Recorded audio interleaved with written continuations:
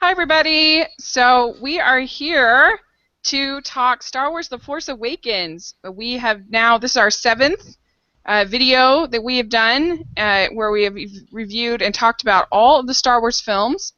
And joining me are Abby and Jeremy Kidd. If you guys want to say hi. Hi. Okay. Yeah, and so we've each seen Star Wars The Force Awakens multiple times. So to try to be as prepared for this as we possibly could be. And I've seen it 4 times.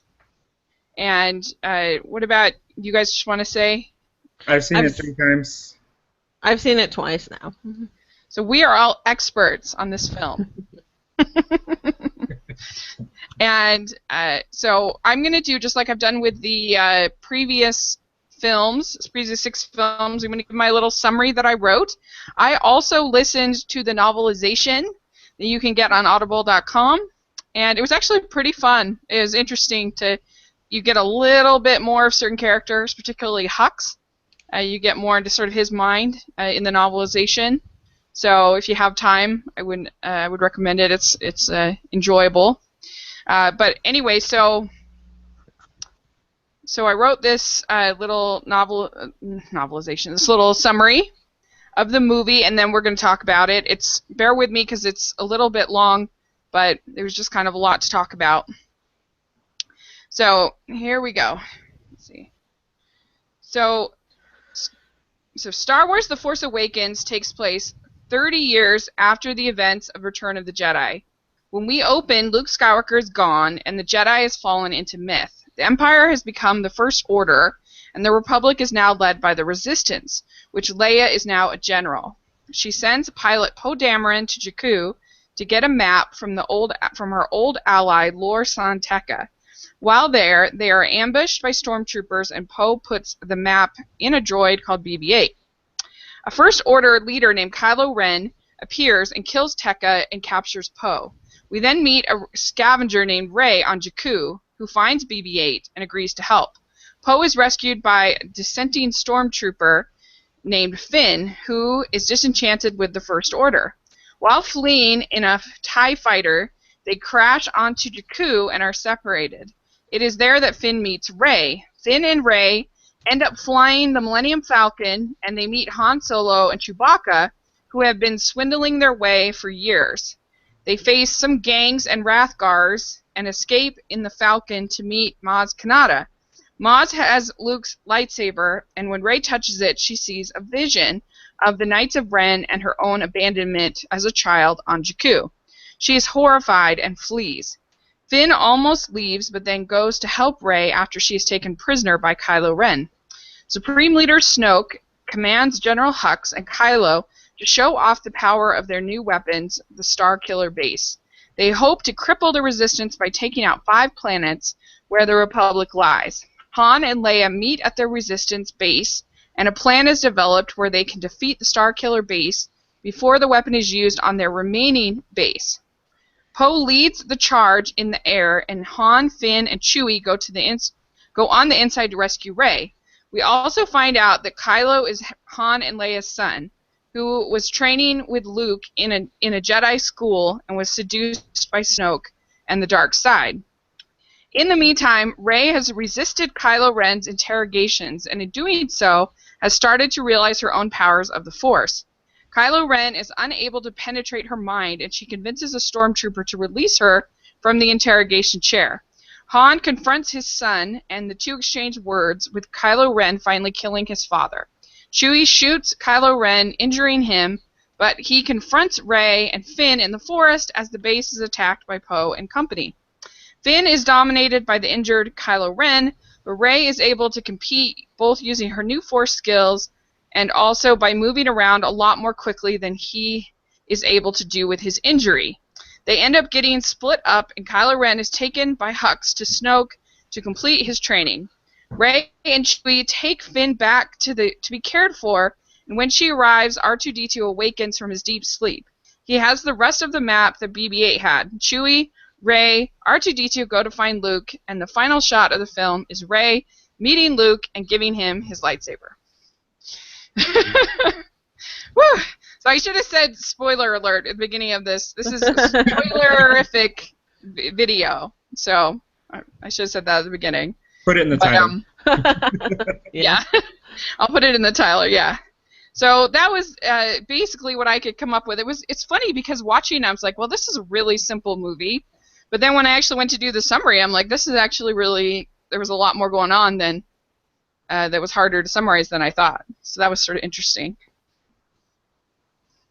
I had the same thought, but I think that comes from this thought of this is a nice, simple plot, but I think it's just a nice contrast to some of the other movies where it's really clear-cut and clean, and you know what the goal is, and you know who the protagonist is. Yeah, and maybe because some of those plot elements are a little familiar, and we'll talk about that a little bit later, but maybe that also sort of makes it feel simpler than it is. Mm-mm. So, okay, so what were your just sort of overall base reactions, and then we'll go into sort of more detailed plot points. Your overall reaction on seeing the film, and I'll start on this.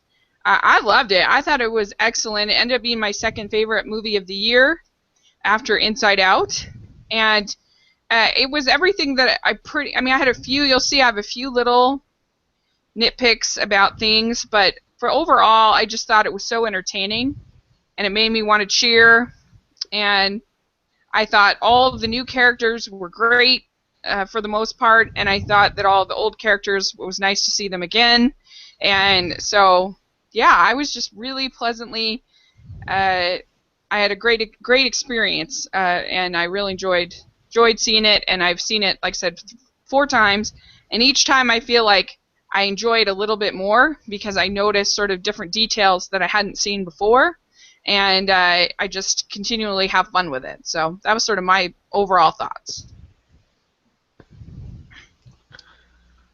Yeah, I'm with you there. I loved it. I thought it was such a fun movie.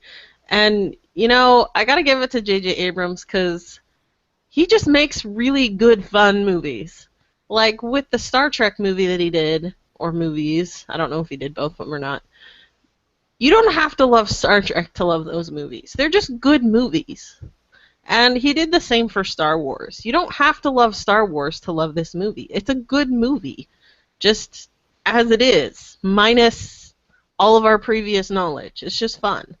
Yeah. And I really enjoyed it. It affected me. I mean, the characters, I felt like there was a lot of depth to Han and Leia, and I love the way he aged them. They're mature, and their relationship has matured and changed over time. Excuse me. And when Han dies, I was so devastated. Like that first viewing, I was so devastated. I cried till the end of the movie. So I don't know, to be able to make a movie that really is that impactful is pretty impressive. I loved it. Well, and he had such a hard task to do. Mm-hmm. I'm talking about expectations, and I mean it is pretty impressive what they were able to pull off. And Joe, our friend Joe Stefano, says, "Hey guys, I've seen it 3 times so far, and I'm going for the record 5 times." And I have to say, my personal record of seeing a movie in the theaters is 6 times I saw Jurassic Park back when I was in, what was that, like in high school or junior high or middle school. And so I think I wouldn't be surprised if that record is eventually broken. You by must have Force done a lot of Awakens. babysitting that year. Yeah. Well, it was at my theater forever. Like, I remember because it was at the regular theater a really long time, and then it was at the dollar theater by me even longer. So that's why I ended up seeing it 6 times. But dollar theaters. We have one of those here. I'm excited for when Star Wars goes to that. Yeah. And I could picture myself, because January there really isn't a whole lot of good stuff, so that's why I could definitely picture myself seeing this 2 more times. It's in the theater. So, but anyway, so Jeremy, what about you? What do you think about the film? I loved it. It is I think J.J. Abrams just did Star Wars better than George Lucas has in at least 40 years. This could be, for me, the best Star Wars film. I haven't figured it out. Right now it's new, and I've seen the other ones, 20 some times or something, but so it's definitely in contention for me for being the best film. Um, I think, again, like you guys said, the new characters, Finn, Rey, Kylo, Poe, they were amazing. I especially love the treatment of Kylo Ren. Having a dark side character struggling with the light is an amazing twist for me. Um, I think I'm as excited about Star Wars as I've been in my lifetime, which is an amazing thing to say, and I think that's a sentiment that is felt broadly, by others.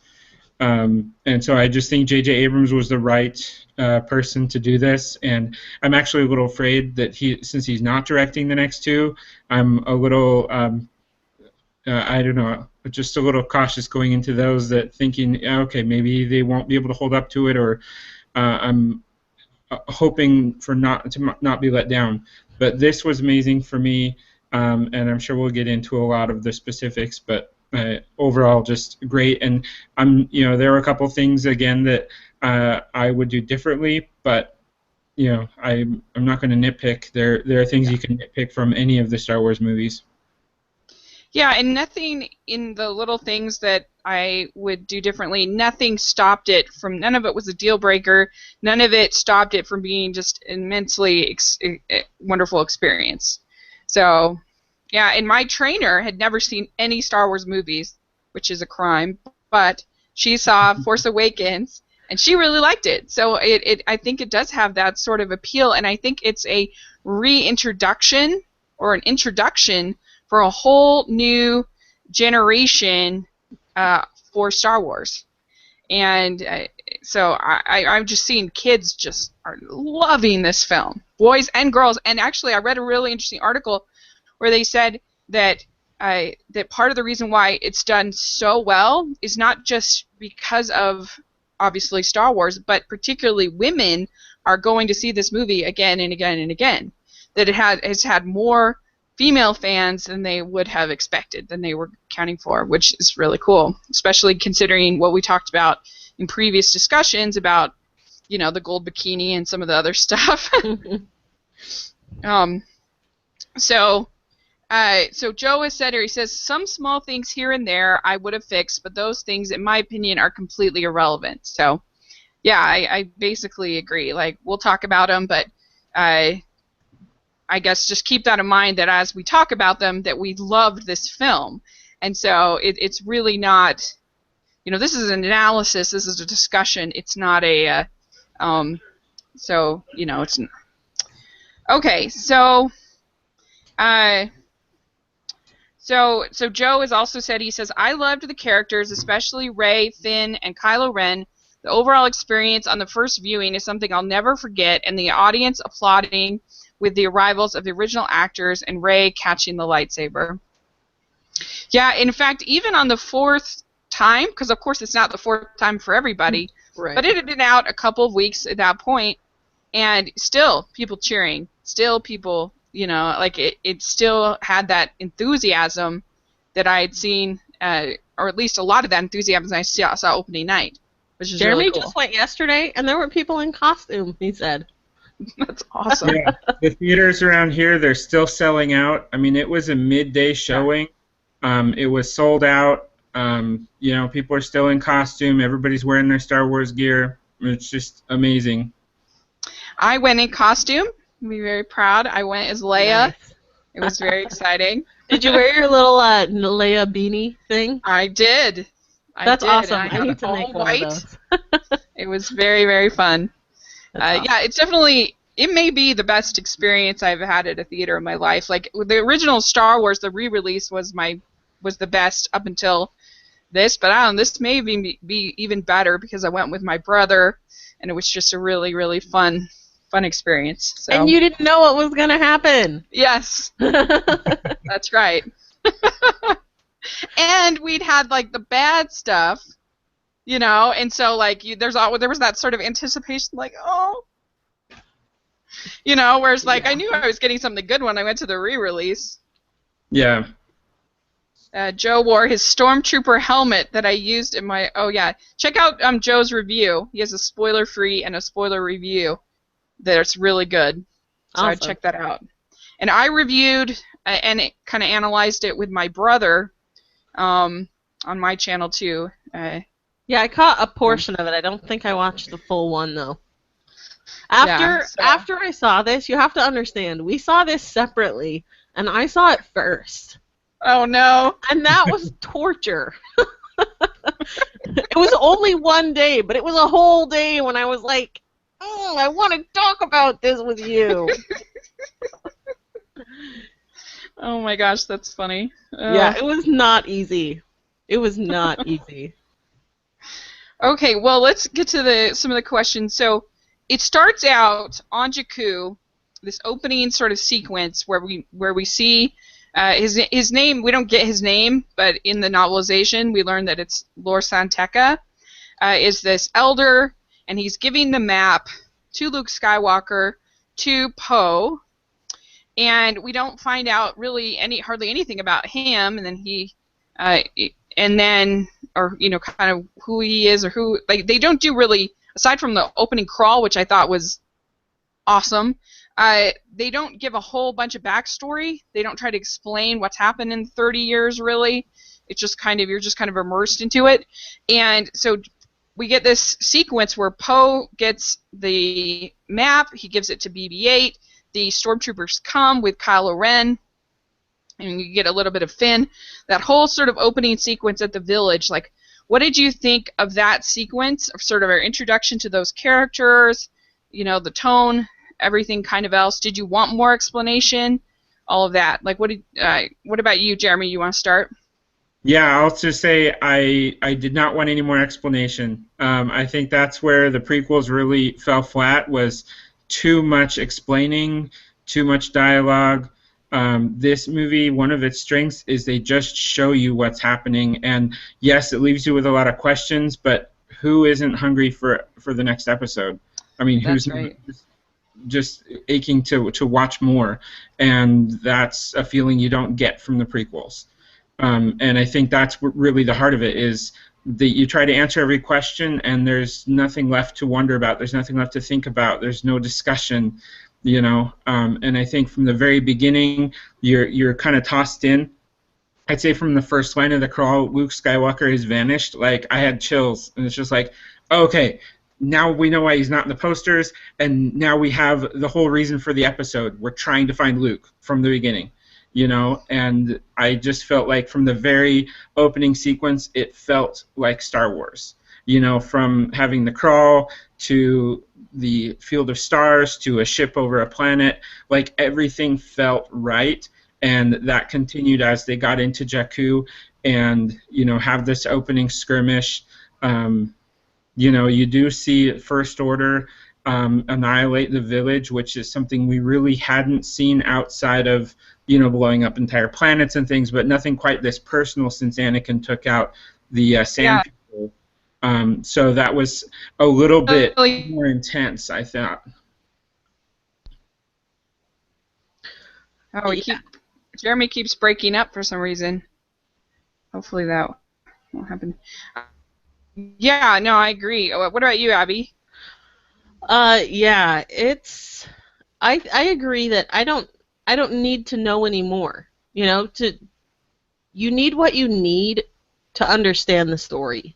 And to understand what was happening in the story, we didn't need any more information than we had. I thought that was handled beautifully. Yeah.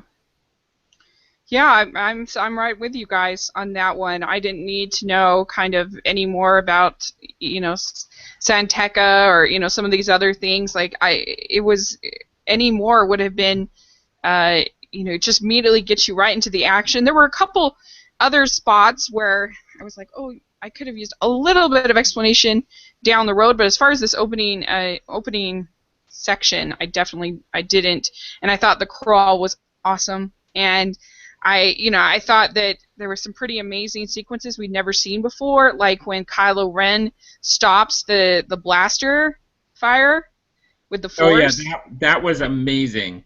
It was really cool. I was just like, holy cow, this guy is badass. And he's just an apprentice. Holy cow. Yeah, that was crazy. And the guy who played Finn, what's his name? John Boyega. John Boyega. His performance as they're annihilating this village is just beautiful. You know exactly what he's feeling. You can't see his face, but you know exactly what's happening in his head. And that's pretty amazing. I agree. And, I mean, just that image of the blood on the stormtrooper mask, like, that was great. Yeah. I thought. That was phenomenal. And, so Joe says, the moment the opening crawl started with Luke Skywalker has vanished, I was locked in until the end. I thought it was really clever the way they introduced Finn with him still wearing the stormtrooper helmet, but you could tell what he was feeling. Yeah, I agree. I thought that was excellent. And I just love this idea of, because people are like, oh, it's so much like New Hope, it's so much like New Hope. But I always say, if I was only going to like original movies, I would only like 10 movies in my life. Like, there are so few movies where I'm like, wow, that was so different than anything I've ever seen before. And there were a couple, particularly Starkiller Base, I could have done without that. But for the most part, most movies are kind of kits. This is how I think about it. You've got a science fiction movie kit. You've got a Western kit. And the people that make good movies are the people that do great stuff within that kit. you know? Right. And so this is basically a Star Wars kit. But he did really cool stuff with it and stuff we had never seen before. And something like a dissenting stormtrooper, we never seen that before. That was awesome. Yeah, and a villain struggling against the light. Yes. I mean, and again, you hear the complaints, oh, it's so much like the originals. Well, people complain that the prequels were too different, so you can't have it both ways. I mean, it felt like Star Wars, and again, it felt better than Star Wars has felt in a very long time. And in a movie like this, there's going to be some parallels and some allusion to the previous ones, and that's good. We want some of that. Yeah, I mean, like I was telling my sister, I'm like, pretty much all literature is some kind of kit that has been, even if you go back to Shakespeare, like, he used stories that had already been, and then he told them in a new way. Like, there are so few, like, truly original ideas. Like, and so I don't know, I just don't find that a valid critique. Like, you can, I will have critiques for individual moments that I wish had been a little more original, but as far as the story as a whole, I really liked the way that they said, this is a Star Wars movie, and then we're going to do really fun new stuff within the world of Star Wars. Yep. Yeah, so, I totally agree. It doesn't make any sense to expect everything to be 100% original. Yeah, because I heard the same critiques when we're talking about the Peanuts movie this year, talking about Mad Max, talking about, it's like, oh, give me a break. Yeah, I agree. That's just not a valid critique unless it really is basically a carbon copy with different faces, which it's not. Yeah, or like with Terminator Genisys, which was such a lame movie, and the thing that made that so lame is not only did it just tick off the boxes from the two original films, it actually went in and changed the original two films and changed the timeline. It made those films worse. So I feel like in that case they have like a valid argument to complain that it's not original. But anyway, so we finish up in we got to talk about BB-8. So we get our introduction to BB-8, and I loved BB-8 so much. This is my favorite probably character in the whole movie, and I didn't think something could supplant R2-D2 in my heart, but I think the BB-8 might have. I loved BB-8 so much. It was so cute. Like when he finds out that Poe is dead, and he's like, Yeah, they really made him so emotive. He's like I He's this know. mechanical thing. He doesn't even have a face, and he's so emotive. It's Yes. amazing. My favorite is the conversation, but the conversation between him and Finn. And Finn is trying to convince him to give up the base and like let's make a deal. And and then there's you have the thumbs up, which Joe just mentioned. The thumbs up is priceless. And Yeah. you have earlier when BB-8 thinks that he has killed Poe or at least stolen his jacket, he's like shocking him, and it's just, everybody's laughing. It's genuinely funny, and I think JJ again is showing this is how you do humor, not Jar Jar. Right. Yes, the humor I thought, well, even from the beginning, where you have Poe saying, "Do you talk first? Do I talk first?" That's so good. I loved it. I was truly terrified that they killed him off when the TIE fighter crashed. I know. Like you were already loving that character, so I was glad he survived. Yes. Yeah, somehow I felt like all of the characters had good chemistry. All of them. I felt like Finn and Rey, and who we'll talk about in a second, but Finn and Rey and Finn and Poe and Han and everyone had great chemistry, which I don't think you could necessarily say in the original trilogy. Yeah, one of my favorite things. Well, first I'll just say on that, I really don't have any acting that I'm going to complain about. No. I really enjoyed performances from everyone. A little BB-8 thing that I loved was when Harrison Ford is back on the Millennium Falcon, or Han Solo, and he's leaving the cockpit, and he just says, "Move, ball," and he walks on by. And a lot of people didn't catch it, but you hear a few people chuckling, and I laugh about it every time. So cute. Oh my gosh. Yeah, I just was in love with BB-8, and like when Rey is thinking about selling BB-8, and she'd get like this, like no, so cute. Oh my gosh. Okay, so we get to meet Rey next after this opening, and she's a scavenger. She's waiting for her family. We see that she's living in an AT broken down, which I thought was really cool details, sort of the world and the way they created it and everything. And she is, a strong character. She's fighting off whoever they were with her. She's got that staff, which she never loses, and she's waiting for her family. And that's sort of our introduction. And then she meets BB-8, and then she meets Finn. So that's what did you think of your introduction to Rey? What did you think of her? Well, Go ahead. All right. So I just think we found somebody who's incredibly resourceful. She's found a way to survive, and evidently living in some sort of slavery there. It just seemed like the way she was being forced to work when she stopped scrubbing the piece that she had recovered. They came over and they like gave her a little hit. So I'm just feeling like she's gotten really good at what she does in the scavenging and staying alive, and also you can see that evidence to her being able to fight off her attackers. It's clear from her. The knowledge she has about mechanical repair, that she's had to repair the starships that have come into the port there. She's obviously done work on the Falcon, and then also just scavenging from the old Empire relics, and also from the Rebellion. You can see she has the X-wing fighter helmet and different things. So she's just very familiar with machines. And also just protecting herself because it's a harsh world, and she's been able to survive. One of the moments I really like is when she's scrubbing the piece that she scavenged, and she looks across at the old woman who is looks like she's in her 90s, and she's doing the same thing. And you just, for a very brief moment, you see Rey kind of seeing her future, like, is this where I'm going to be the rest of my life? And in a few seconds that changed, but yeah, that's a good point. I hadn't thought of that. That's a good point. What about you, Abby? What did you think of Rey? I really liked her from the get-go. You know, she's scrappy, she's resourceful, she's smart. Um, and I like that.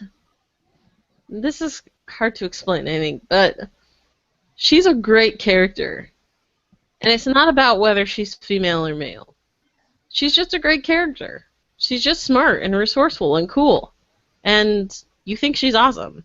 And you're not thinking, oh, here we go again. Here's another strong female character movie. She's just a great character, and you like her from the beginning. Yeah.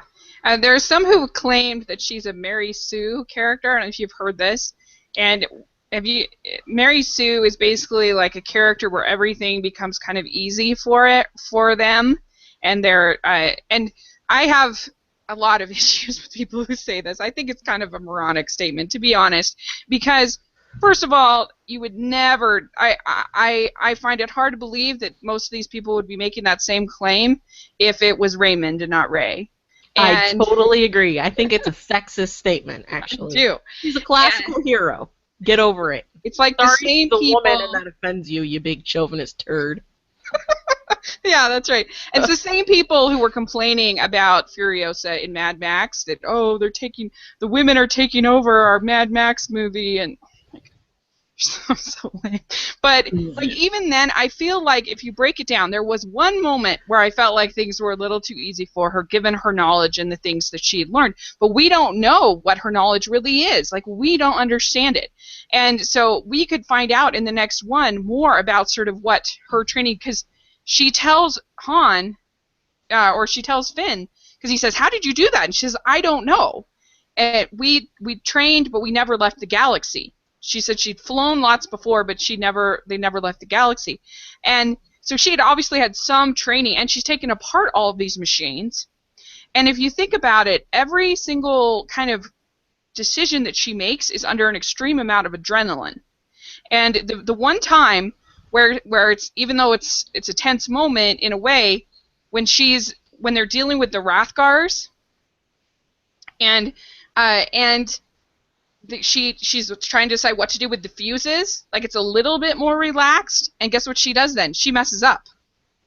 Right. Right?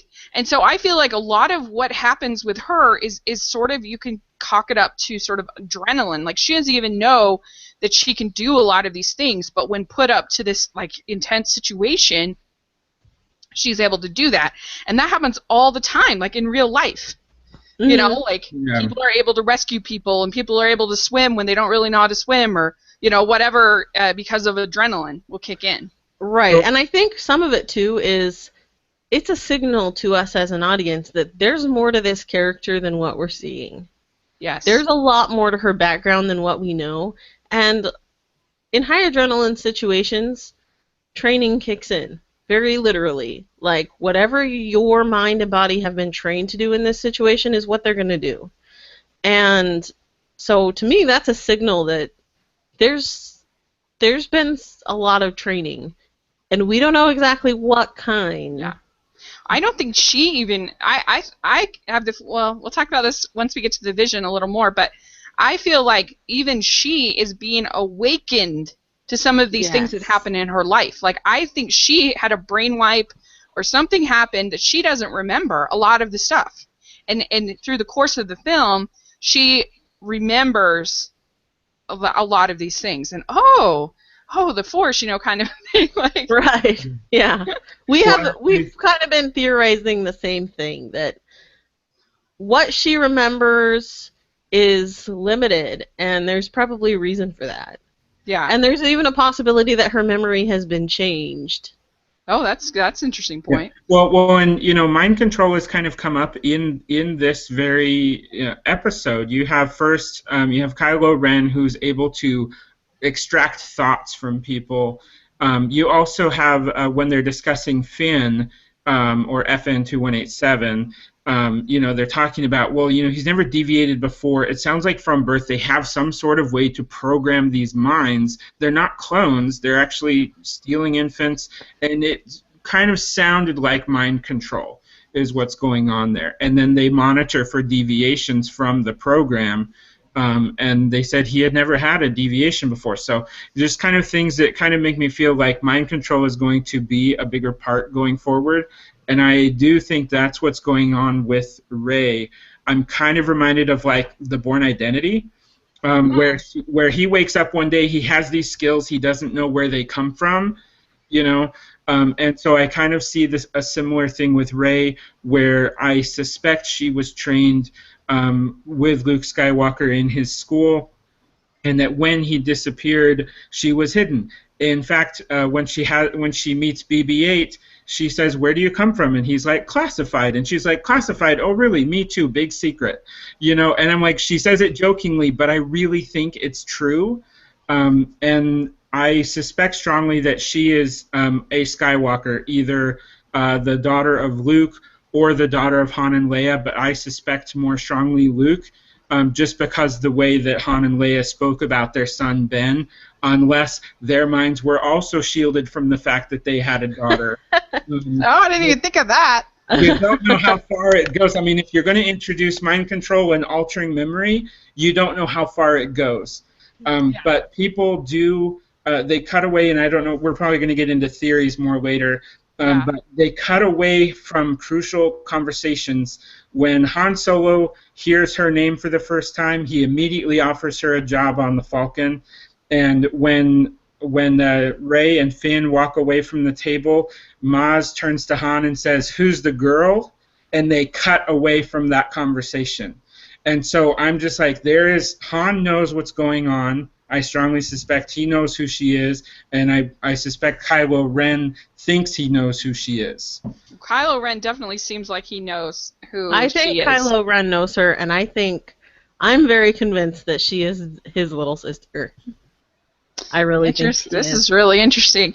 Okay, well, before we'll talk a little bit about, we talked a little bit about Finn already, but so Finn helps Poe escape, and I guess, did you find that whole segment kind of compelling? I thought it was perfect. Like, that was one segment that I just loved. I thought it was so funny, and I loved I loved Poe's reaction to Finn and their friendship. And Joe has said here, he says, that TIE fight escape sequence was awesome, especially with the development of the friendship between Finn and Poe. Good to meet you, Poe. Good to meet you too, Finn. So I agree. I thought that was so great. Well, my favorite was, I want to help you get off, and he's like, "You need a pilot." And he's like, "I need a pilot." That was a great moment.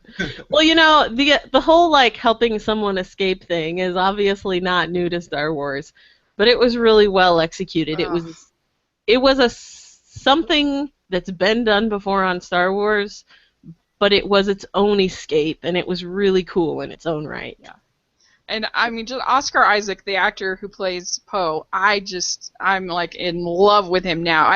I saw him in the movie Ex Machina, which he was excellent in, and now this is his second home run this year. So, yeah, okay. I love too that it wasn't just easy. That they were tied down, and Yes. I just thought that was a great little twist. And they got shot down right away, so it wasn't like a clean, easy thing, but they got it done.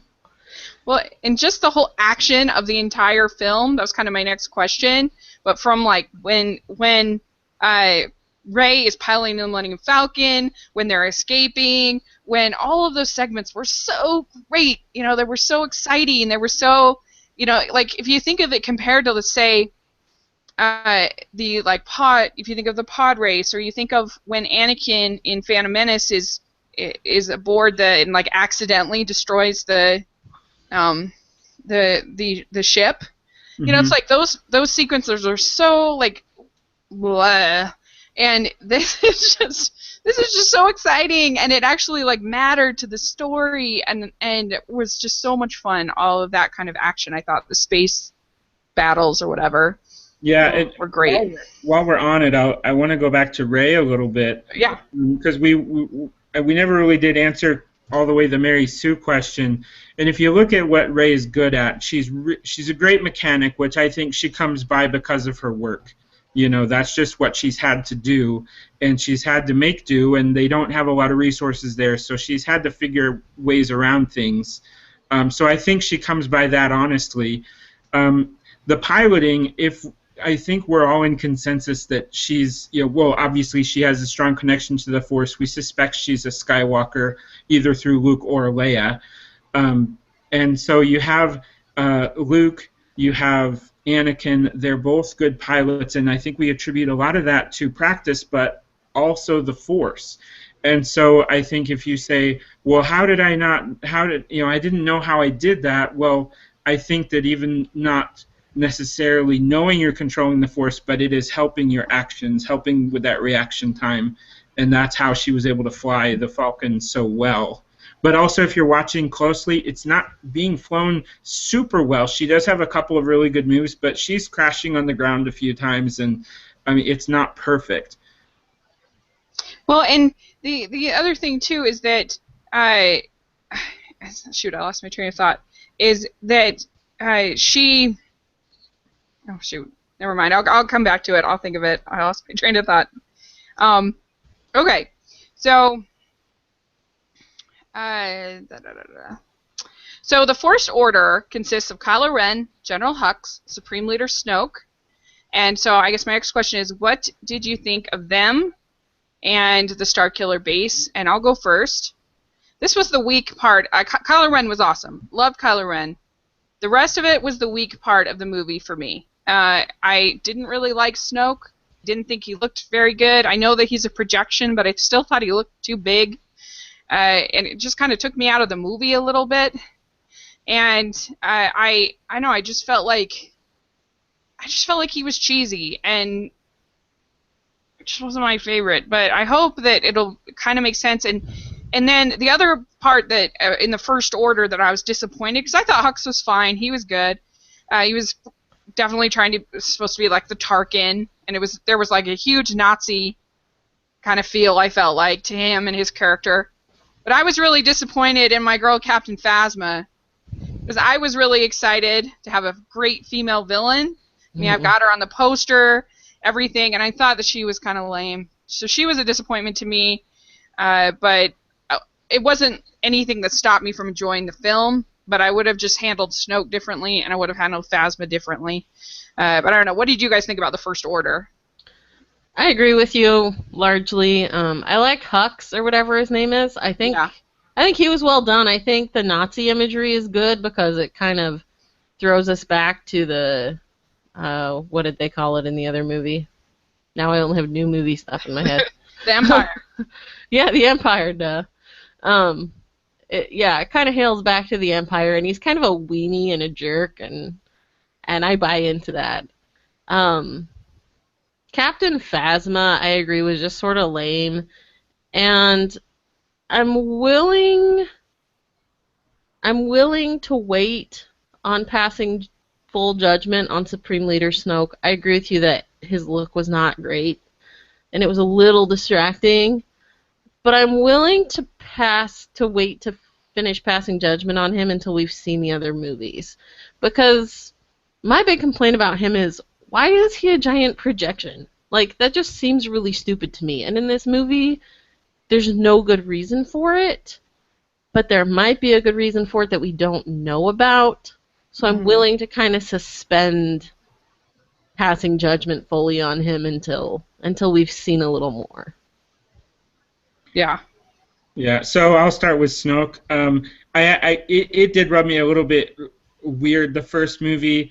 Second and third times, I think I was prepared for it, and so I don't have a problem with it now like I did the first viewing. It just feels like part of the movie now, whereas the first time it's like one of the only characters who's CGI, and now going back through, it doesn't bother me. Also, I'll just say I suspect, and again, this is only founded on musical evidence, but I suspect that Snoke is Darth Plagueis, who was the Sith Lord above Darth Sidious and Palpatine, and so he was supposed to be strong enough in the Force that he was able to create life. it's said that he's the one who actually created Anakin using the Force, and then, but that he could also alter the memories and create Force projections to make people think things happened that didn't.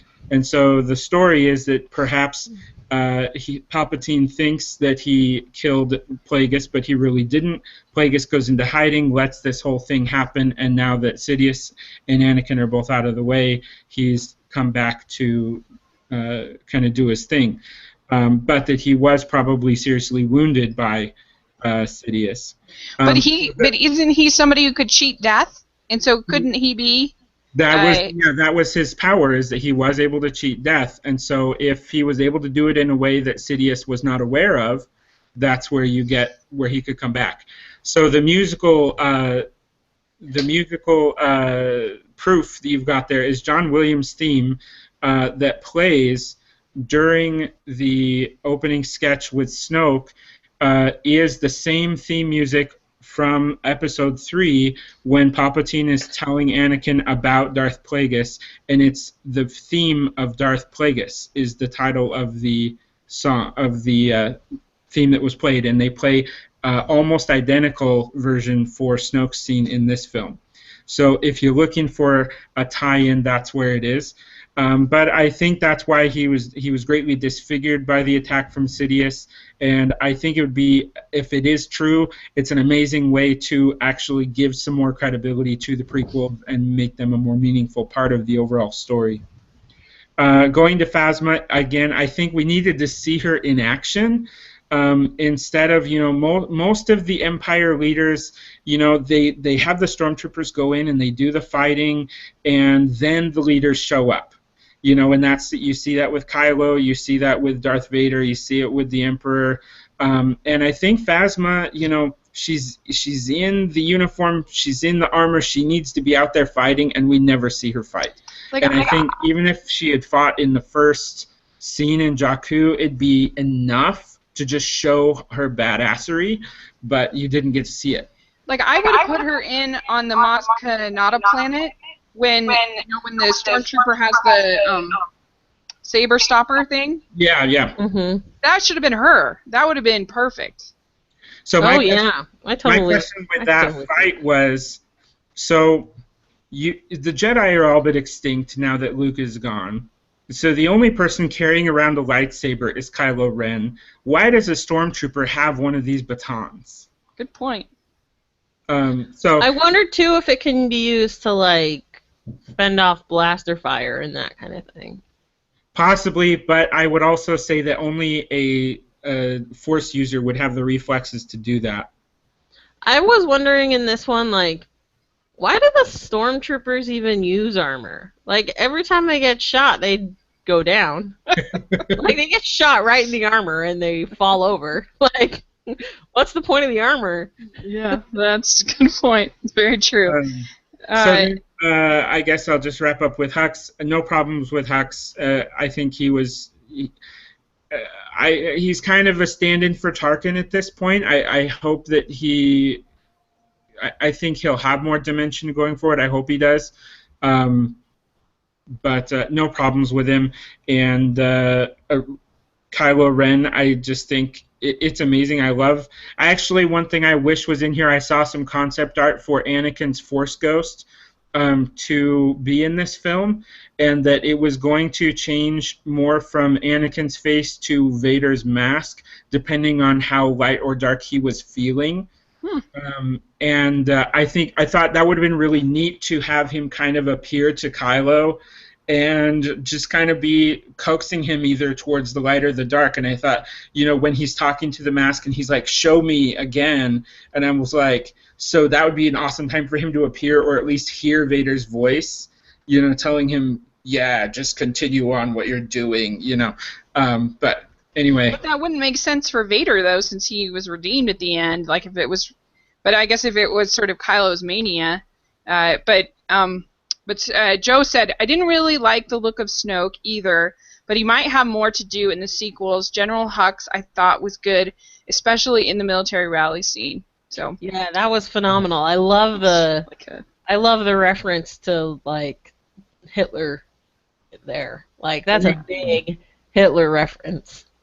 And again, Starkiller Base, you don't need another Death Star, but I think it kind of is the Empire's MO. They do the same thing, you stick with stormtroopers, you stick with blasters, you stick with TIE fighters, and you build a bigger gun. And they blow up the last one. Okay, let's make the next one no exhaust ports, please.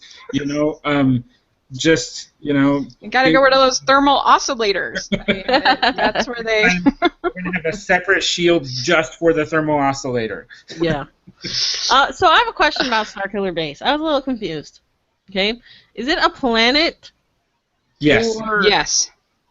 Okay, because I was like, they get out of this spaceship thing, and they're like in the mountains. Yes, it's like built into a planet, Okay. and yeah, so that's why they have to. Because in the like rendering or whatever, when they're looking at it, it just looks like a giant Death Star. But then when they get down to it, it's like snowy mountain land. I do think there's more creative things they could have done with than another Death Star, but you make a good point about the Empire repeating itself. But I felt like they could have handled the scene where they're destroying the planets better, because, I don't know, it just felt like I didn't have any attachment to those scenes, and I guess you could make to those planets. I guess you could make the argument I didn't have any attachment to Alderaan, but when it was destroyed, but that was just one planet. At a certain point, it felt like a ping pong, like you're out, you're out, you're out, you're out. It was just a little over the top, and I thought the whole like conceit of like draining the sun was a little silly. But yeah, you had to suspend your disbelief a little farther than you had to in the past. Yeah. You know what's interesting though? Abrams has done this before, the destroying planets thing, and he did it really well in Star Trek. When he destroys the planet Vulcan, that's devastating. Like, you feel that, and it's kind of sad that people from it, and we had no idea who were on. Right, we needed a more personal connection to at least one of the planets that he's destroying. Or I don't even think he needed to do more than one. I just think it was a little like, it's kind of like when you're talking to somebody and you're like, I ran a mile today, and the next person's like, well, I ran 1.5 miles. It's like you always have to one up. Like yeah. Good for you. I blew up 6 planets today. Yeah, right. Right. I think blowing up one planet that we have a personal connection to, and actually, like, we're seeing children and people we love dying, that's a lot more powerful than, like, just zapping all these planets from a distance, Yeah, like, how powerful would it have been if he'd, like, destroyed Naboo? Or something we had some connection to. Well, and they should have destroyed Naboo instead of Alderaan, but that's a complaint for a different episode. See, Joe says, and as far as Starkiller Base, as familiar as it was, I didn't really mind it, because the main focus of Climax is Kylo Ren fighting against Rey and Finn, whereas destroying Starkiller Base is in the background during the final act. And I think that's a very valid point. Absolutely. Starkiller Base was really secondary. It wasn't the main goal of this. I mean, the main fight was Kylo and Rey. And I think you could make that same argument about Snoke. That he was kind of a minor character. He's not really in the, so that's why it wasn't like some huge problem. It's not like whiny Anakin who's in every scene of the movie or something like that, or Jar Jar. Yeah, that's true. In every scene. So let's talk a little bit more about Kylo Ren. One of the things I thought was so interesting about him, not only was he fighting the lightness, but he was like obviously an apprentice. Like, that was so much better handled than Vader, honestly, because Vader never felt like an apprentice. I was always feeling like, why the heck is he third in line? Like, this is ridiculous. And because he was so obviously stronger than anybody else that he was working with, and so I think that with Kylo, like, he is like a big baby. He's like destroying stuff and having temper tantrums, and I thought that all worked so well in creating this like character who is obviously an apprentice. He obviously is not fully trained, and yet he is very, very strong, and so it makes sense when Han says, Snoke is using you for your powers. And it's just so obviously clear that that's the case. Right. Yeah, and You know, it was interesting because you know how he's a giant whiny baby and he throws tantrums? Like, Yeah. this is like in a lot of ways, this is who Anakin should have been. Like, this is what would have made sense for him Yeah, to you're act right. like, instead of just being this little weird emo teen. Yeah. yeah. I thought it was so cool that I heard people complaining they didn't like that he took off his mask. And my I love sister, that he took off his mask. I know, my sister was like, oh, he's really ugly or whatever, and they don't like him. And I'm like, you're crazy. I thought he was very attractive, first of all. Second of all, I thought that made him so human. And again, just added to that feeling of an apprentice that, because you feel vulnerable taking off the mask. Yeah, I think he identifies with the mask, like, because of Vader. He wants to emulate Vader, and so I think he likes the mask. But, Rey was just like, "Ugh, you're just some guy in a mask," and he's just like, screw you, and takes it off. Yeah. It's like, okay, now what? But I really like his character. I love the flaws, the tantrums. One of the big complaints was the lightsaber. Before the movie had come out, people were like, "Oh, it has cross guards, and that's so dumb." And I love the lightsaber. I think it's like the coolest bad guy lightsaber ever.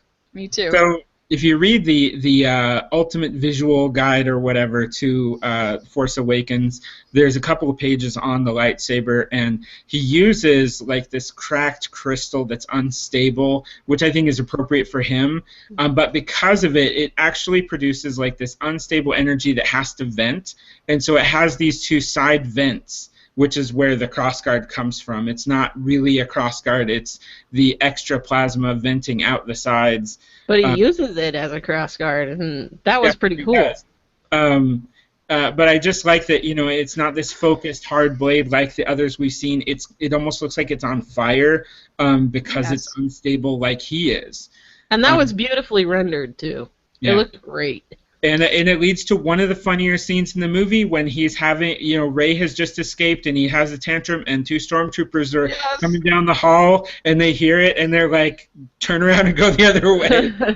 That's a great moment. That was so good. I loved the lightsabers in this by far better than any other Star Wars film. Oh, yeah, they looked amazing. It looked, like you're saying, like fire. It looked hot. Like, when, it would touch people's skin, it would singe their skin. Like, it felt like just something visceral that I never felt in a Star Wars movie before. It had always just felt sort of like I don't know, not that different than the toys. Well, and it's because in part because J.J. Abrams went back to practical effects. They used real props whenever they could, and for the lightsaber battles, they used real sparks on set when the lightsabers would clash together. So it wasn't simulated; there were real sparks flying. Oh, that's interesting. Yeah, that makes sense. Joe says, and I'll agree about Kylo Ren. He was a terrific villain, and I don't get why people are calling him pathetic. I think people get on the pathetic train because he's just like this emo teenager, and he takes off his mask and he's just like kind of this weenie kid, and you're like, whoa.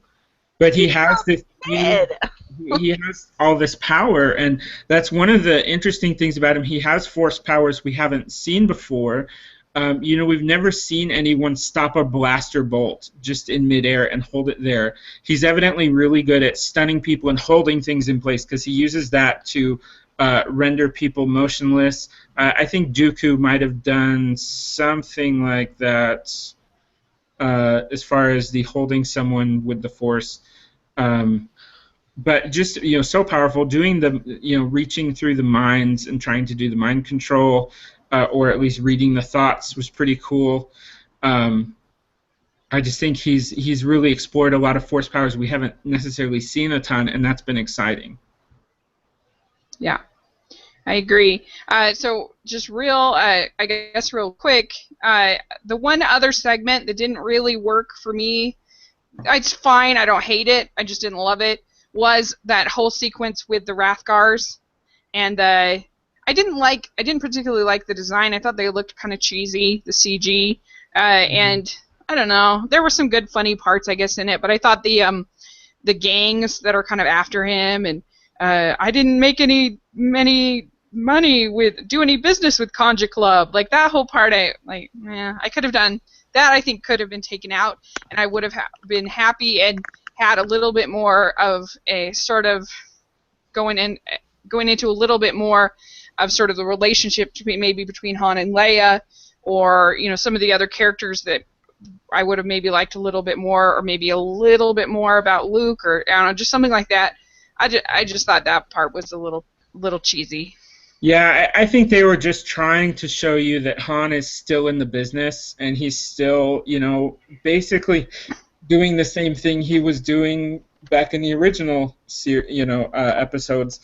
I think it was largely just used as an opportunity to show this is Han. This is the Han we know and love.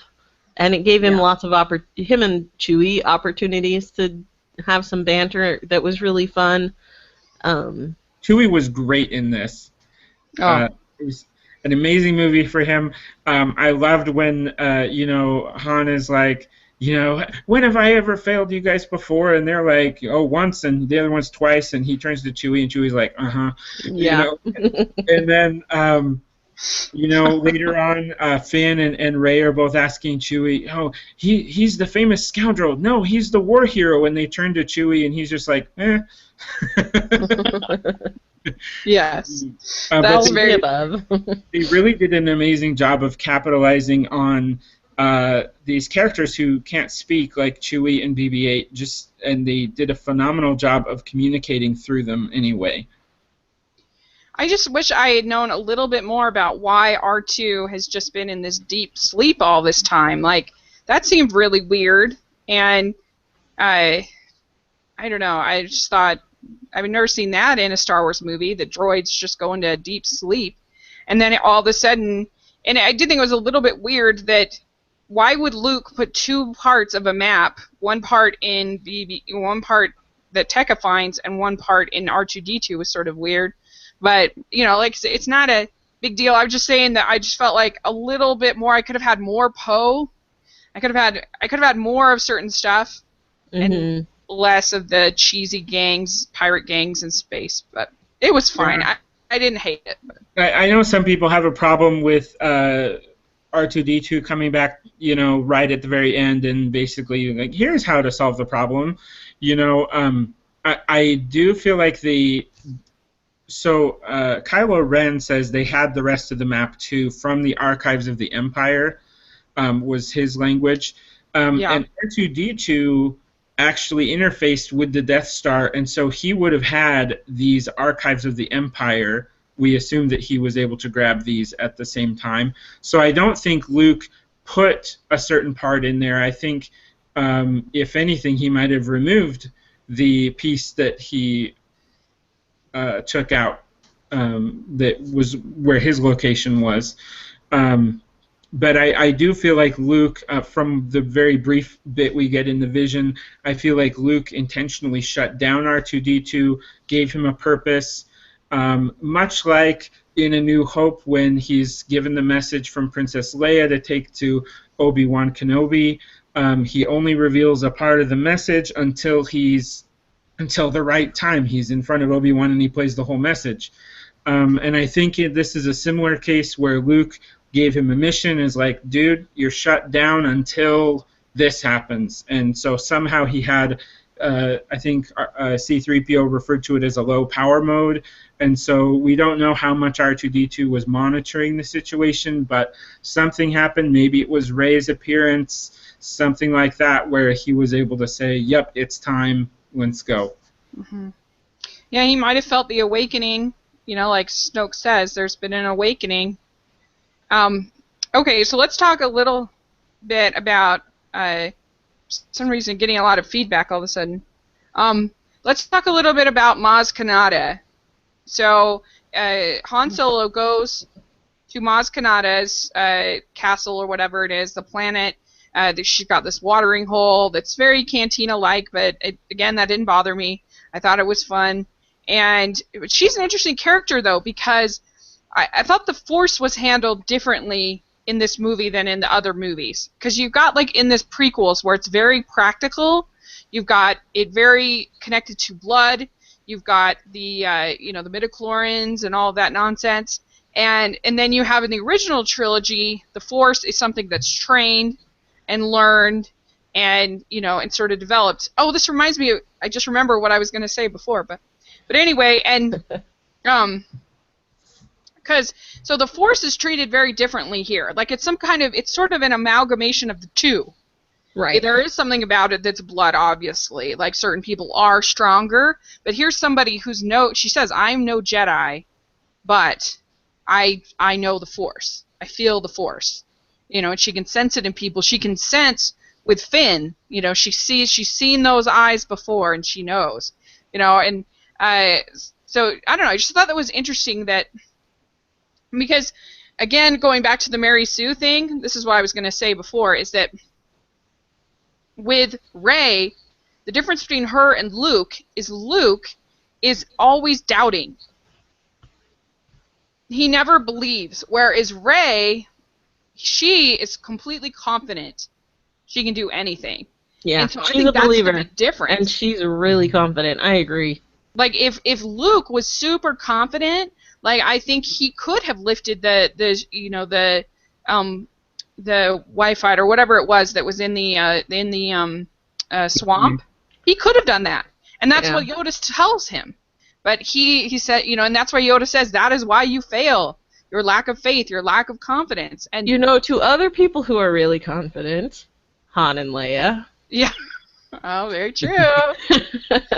And There's I'll just this say different. Too, yeah. If Luke understands himself, and so if Luke were to, say, start a Jedi Academy and train people, I think he would train them and instill in them the confidence that he didn't have as a kid, recognizing his weakness. And so I still think it points to Rey getting training from Luke as a child. Yeah, I definitely think she got training from Luke. I really do. Mm-hmm. But, I don't know, I just thought it was interesting, sort of this combination of sort of this, it really felt like the Force was back to being a spiritual force, to being with I can't think of another way to explain it, but almost being like a priesthood, like being a power, like you'd see in in the Bible or something like that. Mm-hmm. Like a power, a strength, and that you didn't necessarily have to be a Jedi to access it and to feel it. You know? Well, I think you kind of get that as you get, like, the Jedi are kind of falling into myth again, to where there aren't that many people who know about the Force, and so what is known is very, it's very little. It's kind of, getting into stories and not the practical stuff. I think when the Jedi were in order and there were hundreds and thousands of them, it had become programmatic. It's like, well, we don't take people over this age, whereas now it's, you're the one. We got to train you because you're our only shot, things like that. I just think it had become, so regimented because there were so many of them, and now it's more about a practical application of a spiritual thing. Yeah, that's a very good point. I agree. That's very good. I mean, one of the best lines in the whole movie was, we can use the Force. She said, Han, that's not how the Force works. Yeah, that's true. that line got a good laugh in the theater. Yes. That was hilarious. I do want to mention, too, I really like Maz Kanata. Yes. I was watching Stuckman's review, and he didn't like the rendering of Maz Kanata. He didn't like that she was, like, full CGI or whatever. I actually thought it worked, and I thought it was well done enough that it didn't distract me. And I like just, like, she's sort of similar to Yoda in that she's got this calm wisdom about her. And I think the movie needed her, and I really liked her. And I'm curious about her, too. Yeah. Because Han trusts her implicitly, and Han's been around. So if Han trusts her implicitly, there's a reason. Yeah. Oh, I agree. That's really, I hadn't thought of her as sort of a female Yoda, but she really kind of is. It's a good thought, and there are a lot of questions about her that I think we will get in the next film. You know, like why the heck does she have Luke's lightsaber? You know, and she says that's a story for that's a good question, but for another time. And it's actually Anakin's lightsaber, the one that was passed to. that's true. So this is the one that he lost in Episode 5 when Vader cut off his hand. And Luke loses that one falling out of the bottom of Cloud City. So it's like where, you know, we assumed that was lost forever. Somehow someone found it.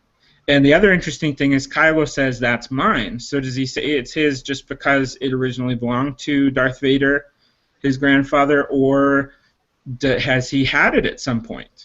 It sounds like Maz has had it for a number of years, so he probably hasn't had it, but he definitely recognizes it because he's evidently a collector of Darth Vader things. Mm-hmm. Yeah, well, and I just liked that when she said that it was his father's, it was Luke's, and now it calls to you. Like that was such a great moment. And I think a lot of the reason why it worked for me goes back to Lupita Nyong'o and her voice. It's just something about her voice is very calming and very, you know, I felt like her voice was really good.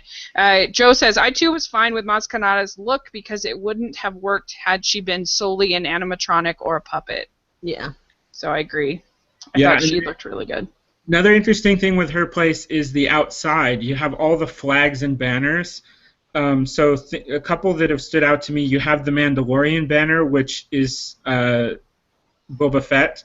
So that was hanging up right up in the top in the middle. But then you also have a bunch of the banners from the pod race, where you had all the banners out from the different people, and a lot of those were represented up there as well. So kind of a neat little thing, like, you know, kind of, hey, if you're from this place, hang up your banner outside, you know, and just kind of you know, just kind of fun little collection out there. I didn't know that. That's really interesting. So Rey wanders down into, well, she hears things going on. She goes down into the basement. She sees a lightsaber, and this is what I really wanted to kind of hash this out because I have sort of an unorthodox view of it. So she touches the lightsaber, and she has this vision. And she sees the Knights of Ren taking, you know, killing everybody, we assume at the school or whatever it was, taking over. And we see her getting left on the on Jakku, and somebody says something like, it's something like "shut up, girl," or it's something girl like that, you know, and "be quiet, girl," or something like that to her. And she's obviously it's a little girl, and then she is like completely traumatized by this, very upset. She's like, I never want to touch that again. I never want to see that again. And Maz Kanata, she says, because we know that Rey has been waiting for her family on Jakku. She's been counting down the days, and Maz Kanata says to Rey, let me find it. I got it here. She says, Han told me, dear child, I see your eyes. You already know the truth. Whomever you are waiting for on Jakku, they're never coming back. And then Rey cries, and she says, but there's someone, and then Maz Kanata says, but there's someone who still could. And Rey says, Luke. And then Maz says, the belonging you seek is not behind you. It is ahead. I am no Jedi, but I know the Force. It moves through and surrounds every living thing. Close your eyes, feel it, the light. It's always been there. It will guide you. The saber, take it. And so what this means to me, because the first time I saw it, I was like, oh, it's definitely Luke's daughter. Rey's Luke's daughter.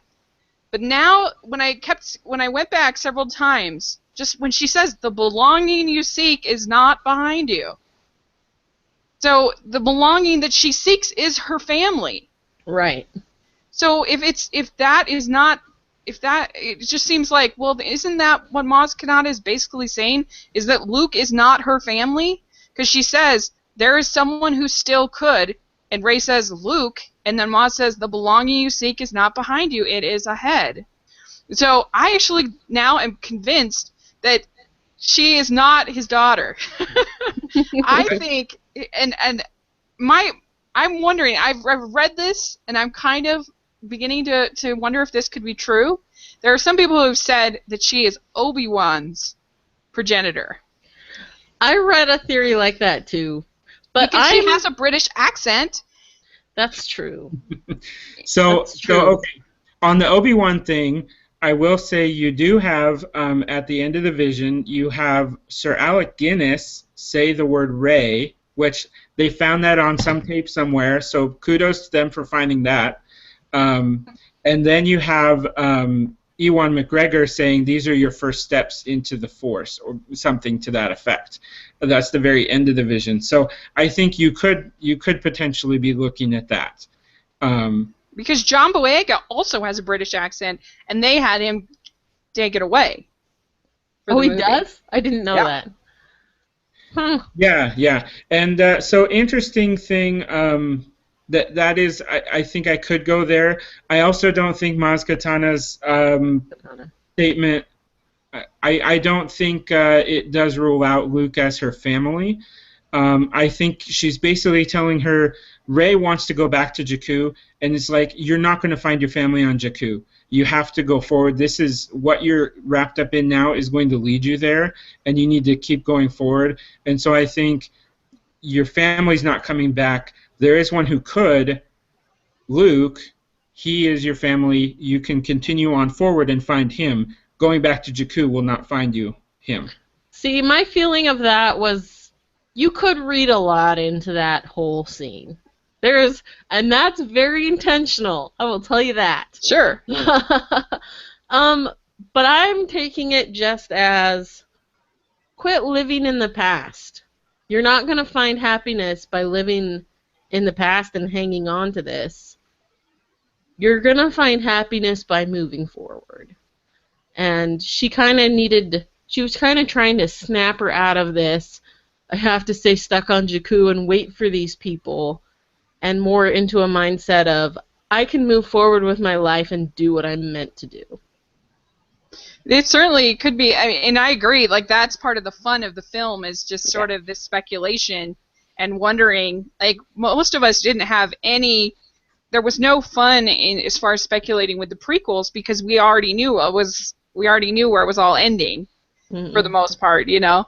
And so you didn't have that kind of fun, and so I agree that certainly it could be, it could be the answer, but and like with Santeca, was he left on Jakku as her protector?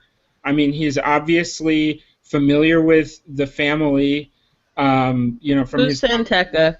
Santeca is the guy at the very, very beginning who's killed. The old guy.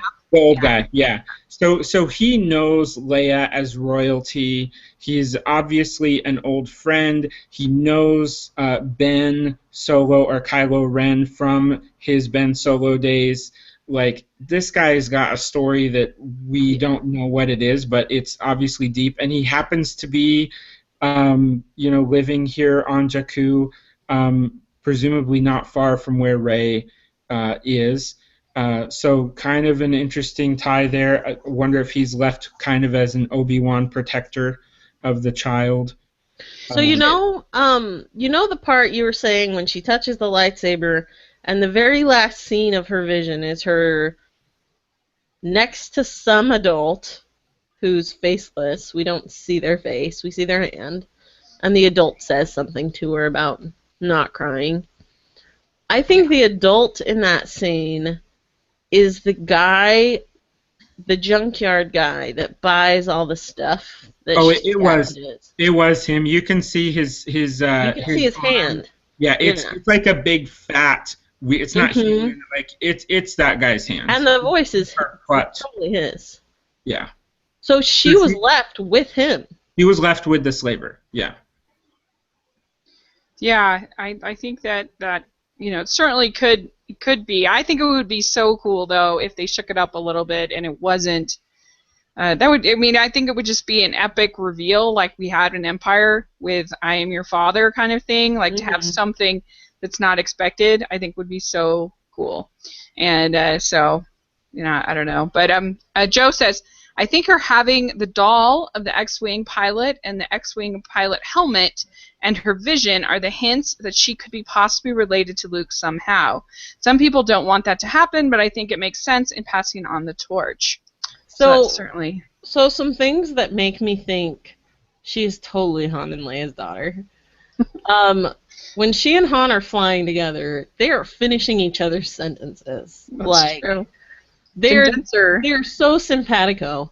And then she goes back to the base after she's fought with Kylo Ren and she's seen Han die. And she and Leia have this moment and they hug. And And it they is when R2 have they wakes up. ever met before? Like, you're right. That is when R2 beats up. And have these two ever met before? Mm-mm. I mean, obviously there's going to be some kind of connection between them because they're Force women, and there aren't very many of those. And because of the Force, they can kind of, I think, to some degree, sense what each other is feeling, but they have this embrace, and I don't know. In my head, I'm just like, she's welcoming her daughter home, and then on top of that, when she's fighting with Kylo Ren, he's like, "I'll train you." Like, and in my head, I'm like, "I'll train you, little sister," you know? And I think part of the reason that I kind of got on that track in my second viewing, I had not read this speculation at all, although other people have speculated it too, obviously. I hadn't read anything about who people thought she was going into my second viewing, and like partway in, I'm thinking, okay, I think they're going to do something with siblings again. I think there's going to be another sibling connection here. And my thought was either she and Kylo Ren are siblings, or Finn is somehow connected, a part sibling or something of Oh, someone I hope else they in the don't movie. do that. That would just be too cute. That would be too, like, we don't need everyone to be related. I agree. It would be a little too cute. But I really think it's Kylo and Rey. I really think they're siblings. I will agree with you. The long embrace between Leia and Rey, there's something there because there's no reason for this long extended embrace unless she's a relative. And so, I mean, they're obviously both feeling the loss of Han. Yeah, see, that's what I put that to. But that was sort of. But Rey hardly knows either one of them, really. Yeah. So I could see them crying, but not holding for that long. Like, you don't know each other well enough. Leia would have looked for consolation somewhere else. Rey didn't necessarily need console, like, not that much. But I see it as either a daughter or her niece. But I do believe there's definitely Leia, a moment of connection there. Leia knows it's not just consoling each other over the loss of Han. It's a connection. There's more there, and I think Leia knows who it is. I really strongly suspect it's either Luke's or, now that you mention it, possibly. I really think it's Luke's daughter. If it had been Han and Leia's, I just feel like they would have mentioned it, because they even when they talked about, we had our son and then everything went crap, and I think they would have mentioned children. Yeah, that seems like a big force wipe. I mean, you'd have to get rid of years of adults not remembering, and I don't know. So, but if they left her when she was a little kid, and I don't think that Leia and Han would have necessarily been force wiped on that one, but I think there would be some really good reason that they cannot let her know who she is. Yeah, Hmm. and I think that so my best theory I've got right now is it's Luke's daughter. When he decided, he basically gave up against the Knights of Ren. I can't beat them by myself. I can't do this. He goes into hiding. If he had left his daughter with anyone, she would have been a target. Absolutely. And so he could not have left her with family. The best way was for no one to know where she was put. So I think he arranged for her to be delivered to Jakku, where he knew where she was, but no one else did. And that's my story. So it's really interesting. We have one in each camp.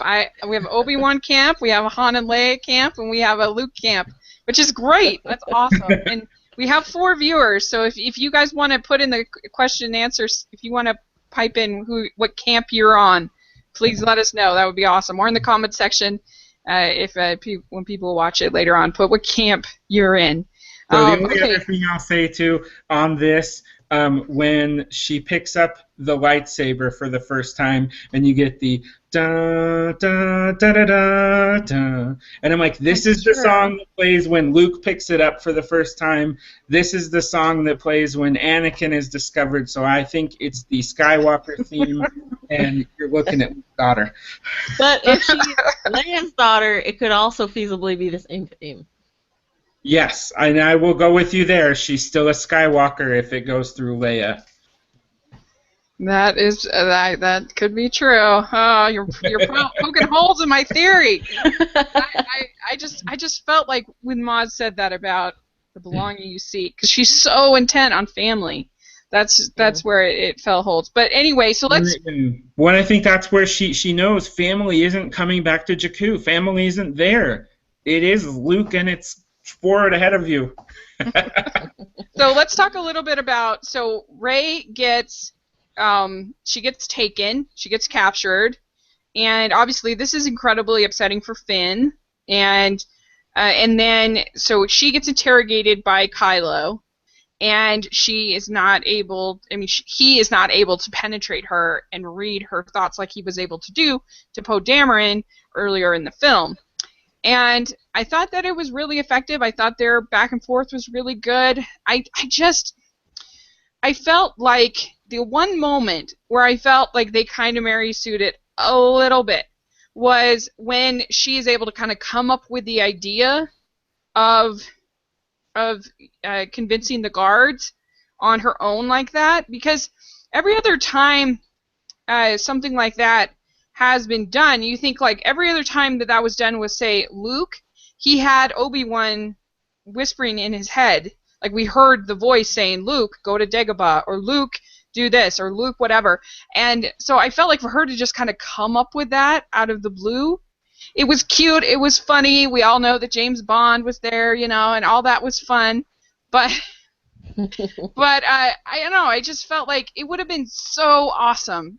It would, as far as momentum and everything else, if the first time that she really used the Force was when she pulled the saber towards her in that final scene. Like, that would have had so much like emphasis and would have been such an awesome moment. But I felt like because she'd already kind of shown quite a bit of mastery at that point, it was a little bit less. It wasn't quite as awesome as it could have been, but it was still cool. Yeah. But yeah, and it wasn't surprising to me. Like, yeah. when I saw it shaking, I was like, it's going to Rey. She Yeah. is pulling it. It's not. I'll He's say going to be surprised when he finds out it's her. If we hadn't seen her use the Force, that would have been a total surprise. Yeah, it would have been really cool. In that scene, I thought we might see Luke actually be the one who the lightsaber came to. I'm actually okay with her progression in the Force, with the understanding that I feel like she was fully trained as a child and that it's been blocked from her, so that she's kind of discovering things. So her first interaction with the Force is when Kylo is trying to take her thoughts, and she discovers this push and pull, and she discovers she can push back against him. And so that's her first really foray into this. And so she's discovered through that she can reach into his mind. And so the next person she meets is a stormtrooper who does not have the strong resistance of Kylo. And so I think she's going back on some training because we know that both Obi-Wan and Luke were good at using the Jedi mind tricks. And so had she been trained by either one, she would have known this as a child. And I think that we're losing the piece about the voice in the head, because if they put the voice in her head for us to hear, we would be giving away too much of the story at this point. So the voice may be there, but I also am okay with her just kind of rediscovering these powers. But I think it was initiated by the mind control fight with Kylo, and then she's further testing that particular power on the next person she interacted with. Yeah, I mean, it's definitely a fair point. I just think, like, I just think momentum-wise, it would have been a little bit better. But again, none of these things are deal breakers or huge problems. It's just a little tweak I would have done. Yeah, I can get on board with that. Yeah. Can you grab your blaster?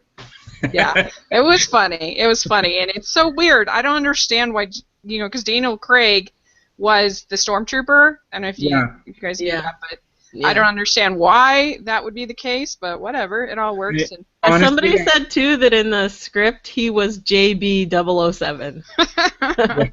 I guess was just sort of a fan of him. He just wanted to be in a Star Wars movie? Or? I think that's what it was. And if you're Daniel Craig, you get to do that. Right. Like with Star Trek, there are a lot of like really famous people who have been in like Star Trek: The Next Generation because they were fans of the show and they wanted to. Hmm.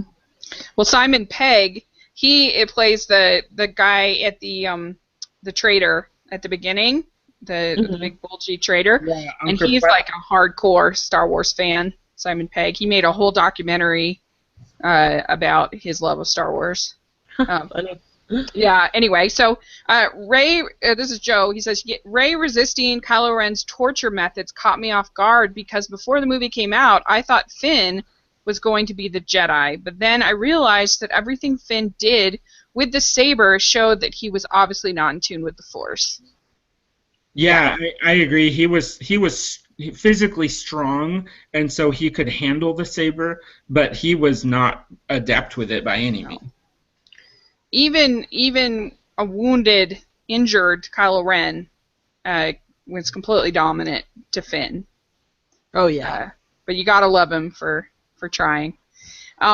Okay, so then we get the scene, of course, with Kylo and Han talking, and Han goes up. He calls him Ben Solo. We now know is Kylo's real name. And I love that his name is Ben Solo. I love that name. It's fantastic. Me too. And everybody's kind of watching. Chewie's watching. They've set these explosives, and Rey and Finn are watching up above, and I don't know, I thought that the scene really worked emotionally. Just this Han is trying to get his son to understand that Snoke is using him for his powers, that he will discard him, just. And it's just such a powerful scene, and you're wondering, and Ren says something about, will you help me do what I need to do? Oh. And that's either hand over the lightsaber and come back, or kill you, basically. Yeah. And that Leia's waiting, and that Han sort of has this commission to bring home Kylo Ren, to bring home Ben from Leia, and in that moment, I have to tell you, this was probably wishful thinking. I probably should have known better, but I was so sure he was going to hand over the lightsaber. I was so sure, and I was so devastated when he didn't. Yeah. What about you, Jeremy? I think it was really powerful because I don't think Kylo knew which way he was going to go. Yeah. I think he honestly could have gone either way. He drops the helmet, and he's like handing over the lightsaber, and all of a sudden the star, the one or the sun that they're draining for their weapon, the one bit of light that's shining down in here goes out because they finally fully charged the weapon and the sun is gone. The light goes out, and in that moment he embraces the darkness and lights up the saber and kills his father. And I think that's where that was his test. That's what he had to do. You have to have this dark moment where you do something that completely goes against the light to sell yourself to the dark side. You have, killing your father, who's a good man, is a way to do that. With Anakin, he had to go and kill the younglings in the temple. I don't think the Sand People did it, because they were mistreating his mother. Like, there was a real reason for them to be guilty of something. When he went and cleaned out the temple and killed the younglings, that was really his diving into the dark side, if you don't count Mace Windu. I was going to say, I see Mace Windu as his... He assisted on that one. Yeah, true.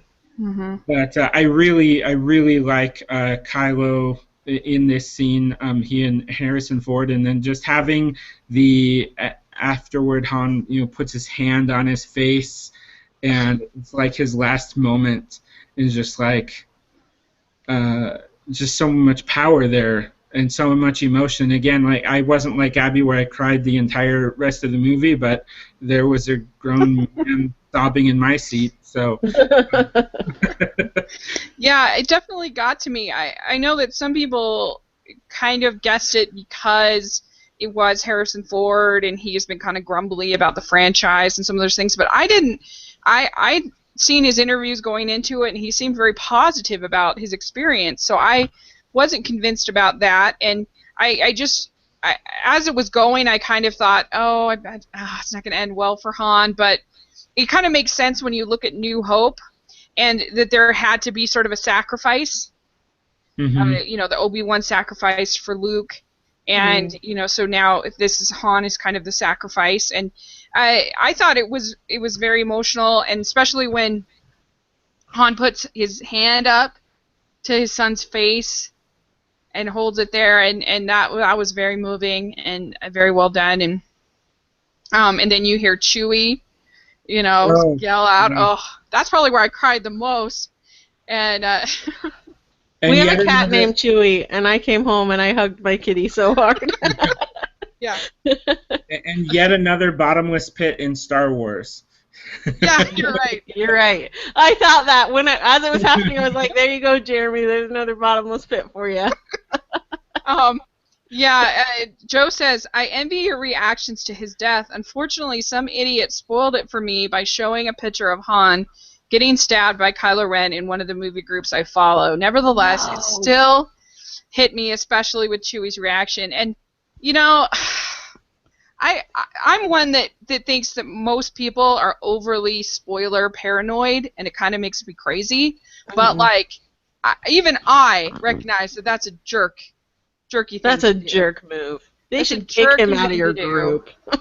Especially with all the effort that Disney went into making this a spoiler free. They tried so hard, and it's just frustrating when stupid fans, they're not fans. They're not fans They're who do jerks. something like that.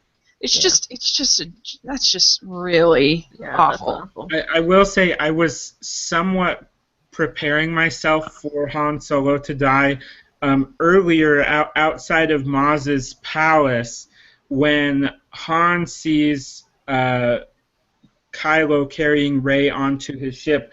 I honestly thought Han was going to try to intervene at that point, and that he was going to die trying to save her then. And so I kind of started to go through the emotional preparation for his death at that point, and then he didn't, and so I was like, oh, okay, he's okay. I think the whole dynamic of how it went down was really beautiful, though. Like, that Leia has told him, bring home our son. And so you've got this, you're trying to save the Solo family, is what he's doing. He's trying to save his family. And he dies, and you cry for Han being betrayed, and you cry for Chewie, and you cry for Leia, and it's just Yeah. so tragic. It was really sad, and I think Harrison Ford did a great job. I mean, I was getting ready to put up with his performance because of how Really? bad he was in Kingdom of Crystal Skull. Oh yeah. And so that's what kind of was I was like, he's just going to phone it in. He's just going to take the paycheck and run, and I'll just deal with it, and, no big deal. But I thought he did a really good job. Like, he was invested, and from what I can tell, like, he really enjoyed working with JJ. He liked the experience a lot more. I wouldn't be surprised, because now they've introduced, with the Maz Kanata vision, they've introduced flashbacks into Star Wars, which we have never had before. We've never had a flashback. So I wouldn't be surprised if we see him in a flashback setting, and I definitely think we will see Lor San Tekka again in a flashback setting. Yeah, that's true. I really do. You know what's interesting is I read, I think it was like a Rolling Stone article, and they had talked to Harrison Ford and John Boyega and Daisy, what's her name? Yeah, and J.J. Abrams. And one thing John Boyega said is he said, I know there's a lot of talk about Harrison Ford being not that in love with this, but he goes, I will tell you that he loves Han. He loves that character. You do not play a character with that kind of dedication and passion if you're not in love with that character. Yeah. Yeah, so it'll be interesting to see what happens next, and I did think it was, I was pleased to see that he did a good job. I think that you could tell a little bit that Carrie Fisher was a little bit out of practice, but I thought she was fine. It was fine. The only thing I regret is that we'll never get the Han, Leia, Luke moment.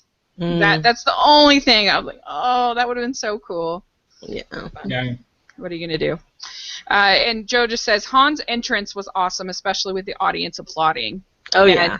My aunt, she came with us, and she was very upset because that was her, her favorite character, and she was very upset. She was pretty mad. I have to say, after my first viewing of it, I was like, I love this movie and I hate this movie. Like, I cannot believe they killed Han. Well, it was traumatizing. I mean, I came home and I told Abby I can't talk about it. I was just too upset about losing this character that I couldn't talk to her about the movie for a while. Yeah, it really did. So, but it didn't take away anything from the movie. But I'll say that JJ gave me a more full range of emotion than George ever did. I mean, I've never laughed and cried in a Star Wars movie, and the only other scenes that get as intense or come close to this intensity is, for me, Order 66 in Episode 3 when you have the montage of all the Jedi being killed, and then in Episode 5 when you have Han being frozen in carbonite. I think it's a very emotional scene, but it's not a scene that makes me cry. Right. And this movie got deeper into both humor and tears for me than any other Star Wars movie. Yeah, I think so too, for me as well. I agree. Okay, so I only have a few more things. So I guess let's just talk about the ending duel. Okay. So Chewie shoots Kylo Ren in the stomach or whatever. Mm-hmm. And Chewie. Yeah, I know, that was awesome. And then next time you see Kylo is in the forest outside of the Starkiller base, and he first confronts Finn because he's strong enough to be able to shoot Rey all the way like across into that tree. Yeah. Right. And again, another moment where it's not easy for her, but anyway, and so Finn, I just loved that. It reminded me a lot of in Empire when Luke fights Vader and he's so obviously dominated. Yeah. It kind of reminded me a little bit of that. And and then we see him, on the ground. We don't know what's happening. Is he dead? Like, what's going on? That's very emotional. Yeah. And then we see him and Rey battle it out. And I thought what made it work is, first of all, we definitely see that he's injured. He's bleeding. He does that great, like, thing. I didn't get that. Like, why are you pounding on the wound? And I don't know if it's like the pain fuels his dark side or something. I think it's kind of like when you're like lifting weights and you're like, it's sort of like, oh yeah. That's how I took it, kind of. Yeah. But yeah. Anyway, and so like he's bleeding, he's injured, and I felt like she was able, like there wasn't that much that they were one person versus person in this duel. A lot of the time she was up above, she was scampering around, she was moving around, and then towards the end, she is actually kind of like, he's on the ground. He's she is pretty dominant in that scene, but again, he's injured. So I felt like it was okay that she was kind of, and he even says like she is strong and she doesn't even know how strong, and if she starts to use those, which he tells like the stormtroopers or whatever, like if she starts to experiment on that, we kind of have to stop her before she starts experimenting on that. And yeah, I think he had said the longer it takes to find her, the stronger she will become. Yeah, that's right. That's right. Yeah, that's right. Yeah, I think, and on my second viewing, I was kind of watching for that in this scene. Like, is this too easy? It's really not. I think it's reasonable given that he's injured. Not to mention that he's just killed his father. So, right. On the one hand, yeah, that strengthens him in the dark side, but we also know he's a character who the light side calls to him, and so there's a part of him that knows he just killed his father, right. Yeah. And she's strong, and although she does kind of get injured too when he throws her against the tree. Yeah. So for me, like, she's running away through almost the entire fight. She's That's just true. trying to get away. Like, he's batting at his lightsaber to get it off of her, and she's fleeing until she reaches the ravine in which she can't flee anymore. And all of a sudden, it's lightsaber against lightsaber. She is about to be pushed over or something. And all of a sudden, he says, "You need some training in the Force." Or he said, "You need a teacher. I'll train you in the ways of the Force." And then she thinks back to what Maz told her, and she closes her eyes, and the Force is there, the light is there, and it's like something clicks. Her training, it's like she unlocks another portion of the training that she had as a child, and it's like, oh yeah, game on. And then she is, he's already gotten, like, he was injured by Finn. He did get hit in the shoulder by Finn with saber. He also had the injury from Chewie, and I am also countering the injury of him killing his father. I think all of those things are weighing against him. And all of a sudden, she is like, I know what's going on here, and I can do this. And I really liked that moment. But that moment, I like that we know that she's remembering what Maz Kanata told her, but they don't have to tell us. We just know. Yeah, because it's like the same thing. And she's like, oh, the Force, and she closes her eyes, and it's just like Maz said it would be. Yeah. And it was there, and the Force helped her win this battle. It got her out. She physically dominated him at the end and slashed his face, and I think you're going to see him retreat more into the mask in the future. Not that he was completely disfigured, but you definitely saw some scarring like Anakin's. And so I think you'll see some more parallels, and he'll retreat further into his Kylo Ren in the mask personality. Because now he's going to he's going to complete his training. So it's going to be really interesting to see what a trained Kylo Ren is like in the next film. I'm very, very, very curious. Yeah, and but then we'll also have a trained Rey, or a further trained Rey. So that'll be interesting. I think we're set up for a lot of really good. So I think the best thing they did in this is they didn't kill off a bad guy. like Darth Maul, you know, Yes. Or Tarkin, yeah. really compelling, you know, continuation. And here you've had a fight. You have Kylo Ren who's just gotten beat by a girl, um, you know, and so he's going to go back, and he's got plenty of motivation to come back stronger, you know, and getting the training. And you have Captain Phasma, who's been shown as, you know, basically, I mean, a Wookiee showed up and clubbed you by surprise, so you're not going to overcome that. So I'm okay with her being overpowered by Chewie and Han and Finn fairly easily. I do, you know, would she really lower the shields? I think Yeah. she's probably committed enough to the Empire she would die for the Empire at this point. But I think, Yeah, again, I'm with you there. she's got a compelling reason to come back and fight and kill Finn. So I think you've got some future conflict there. I think it's really well set up for future battles among Yeah. several individuals. I agree, and I think that it's just so interesting too to think about the potential for rebellion within the Empire, within the First Order. You know, that what if like Finn is able to recruit other stormtroopers or something like that? Like that could be so cool in the next film. Like, I'm what if he even curious converts- too. Like what if he converted Phasma? That would be amazing, I think. That would be cool.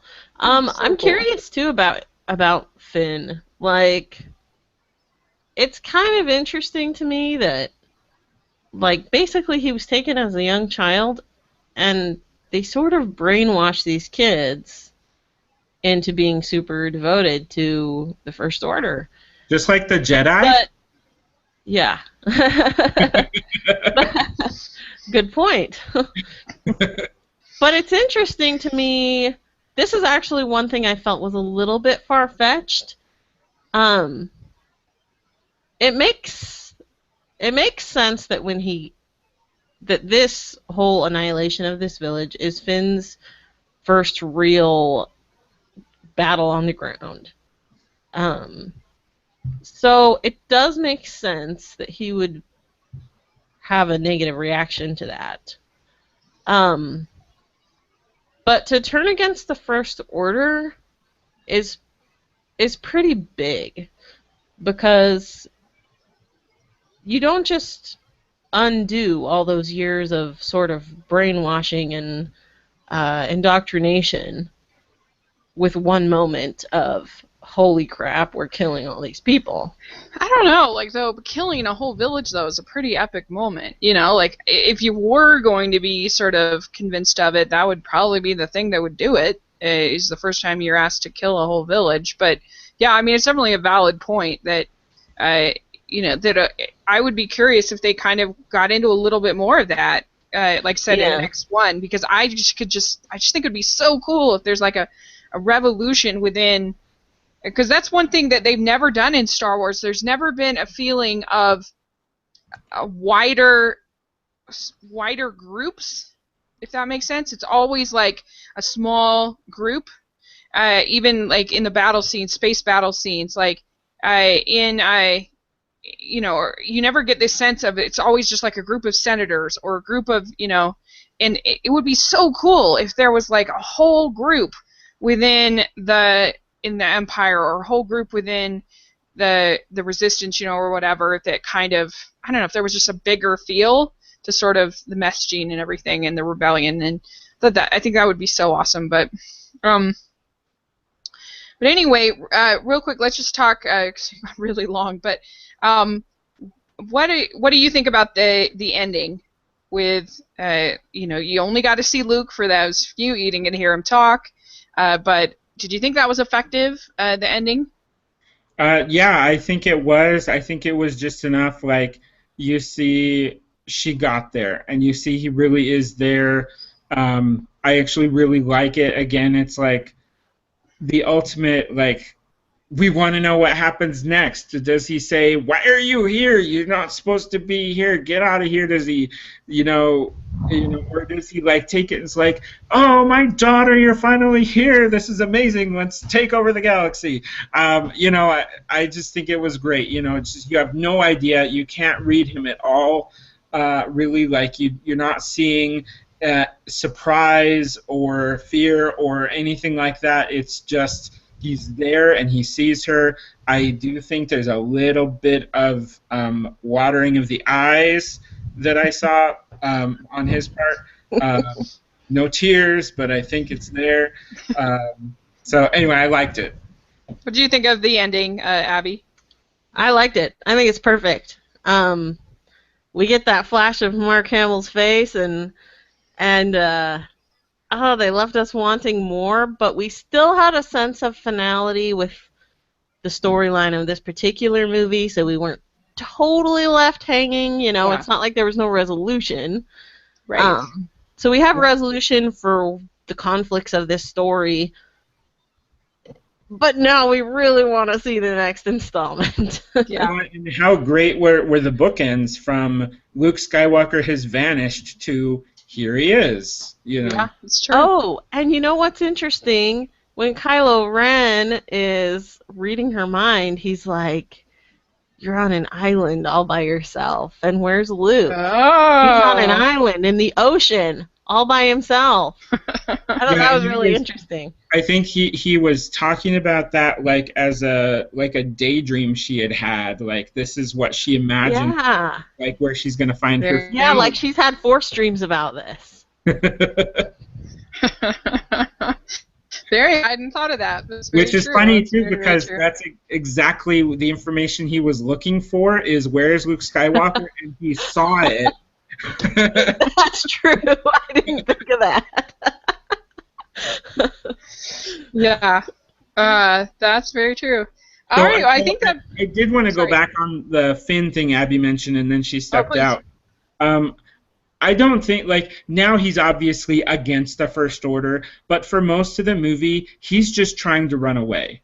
Like, he was ready to abandon the Resistance. Like, when they got to Maz's place, he was on board a ship to go to the Outer Rim. Like, he's just running away. Right, he's smart enough to be scared crapless of the First Order. It took a lot for him to actually buy into the Resistance idea and to fight against it. So I just think he was running away because he knew this isn't what I want, but he wasn't against it. Like, he was just terrified of it. Well, and he says, like, it was the right thing to do. You know, it was pretty simple, I think, for him. And I do love the way he says, be calm or something, stay calm. And Poe says, I am calm. And he's like, I was talking to myself. That was a great line. Oh, and the other great line that involves Finn was with Finn and Han, when Han says, the women always know the truth. They always... They always figure it out. Yeah, they always figure it out. Always. Always. Yeah. And he's like, why are you calling me Han? Why are you calling me Solo? Yeah, there were just so many good lines, so many good laughs. Yeah, I love that you interrupt the Han and Leia reunion with C-3PO jumping up in the middle. Oh, and you probably didn't recognize me because of the red arm, you know? Yeah. 3PO was the only one that I felt like he was kind of there to be there. He didn't really, like, have his own purpose in this particular episode, but it did make sense that he would still be with Leia after all this time. So I didn't have a problem with him being in it, but he was the one that it was like, why are you here? Yeah, I think that's true. I kind of felt that as well with 3PO. We got a greeting from the UK here, from the Infomaniac. Hello, Hammerheads. Greetings from the UK. And then Joe has said, Luke's appearance at the end kind of shocked me at first, but I still got excited and misty-eyed when he took off his hood. I can't wait to possibly see more of Luke in Episode 8. Yeah, we definitely will see more of Luke. I mean, you can't see less. Right. I'm excited that he sought out the first Jedi Temple. I think that's a really cool move to kind of go to the past, you know, in order to move forward. I think it's really neat, a way to hopefully we'll unlock a little more of this mythology of the Force and the Jedi. I'm imagining that in the trading, you know, in Rey's vision, she hears Obi-Wan's voice, both Alec Guinness and Ewan McGregor, like I mentioned. And, were they as Force ghosts, like, helping with the training of the young Jedi? Or, how does that work? So I'm really curious if we'll see an Ewan McGregor appearance in the future. That'd be interesting. That would be really interesting. Like I said, now they've opened up we now you can have flashbacks, so Yeah. I could see it, and we're gonna get episode, because next year we're getting, or this year we're getting Rogue One in November, I think, and that is going to take place, I think, 4 years before New Hope. And I'm really excited for that, because it's really not going to have hardly anything to do with the Skywalkers at all. It's a totally different story, which I think will be really fun.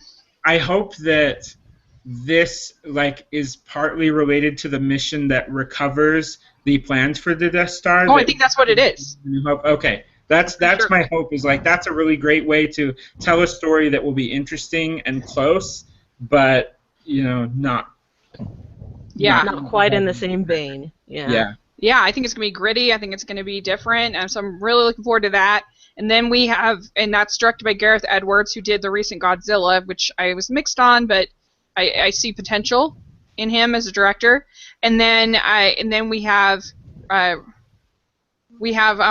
Johnson, who's going to be doing episode 8, and he has done the movie Looper, which I haven't seen, but I've heard is a really cool science fiction time travel movie. So, and then after that, we get the Han Solo standalone movie. So there's all kinds of stories that we're going to be getting, and I'm really, really looking forward to it. And I just felt like this was the movie I'd been wanting, and that it was just really great. Let's see. I think this really is, for all of us, kind of, this is what we wanted. This is what we wanted when George Lucas made the prequels. This is the feeling we were after. And J.J. Abrams really delivered. I thought this was really...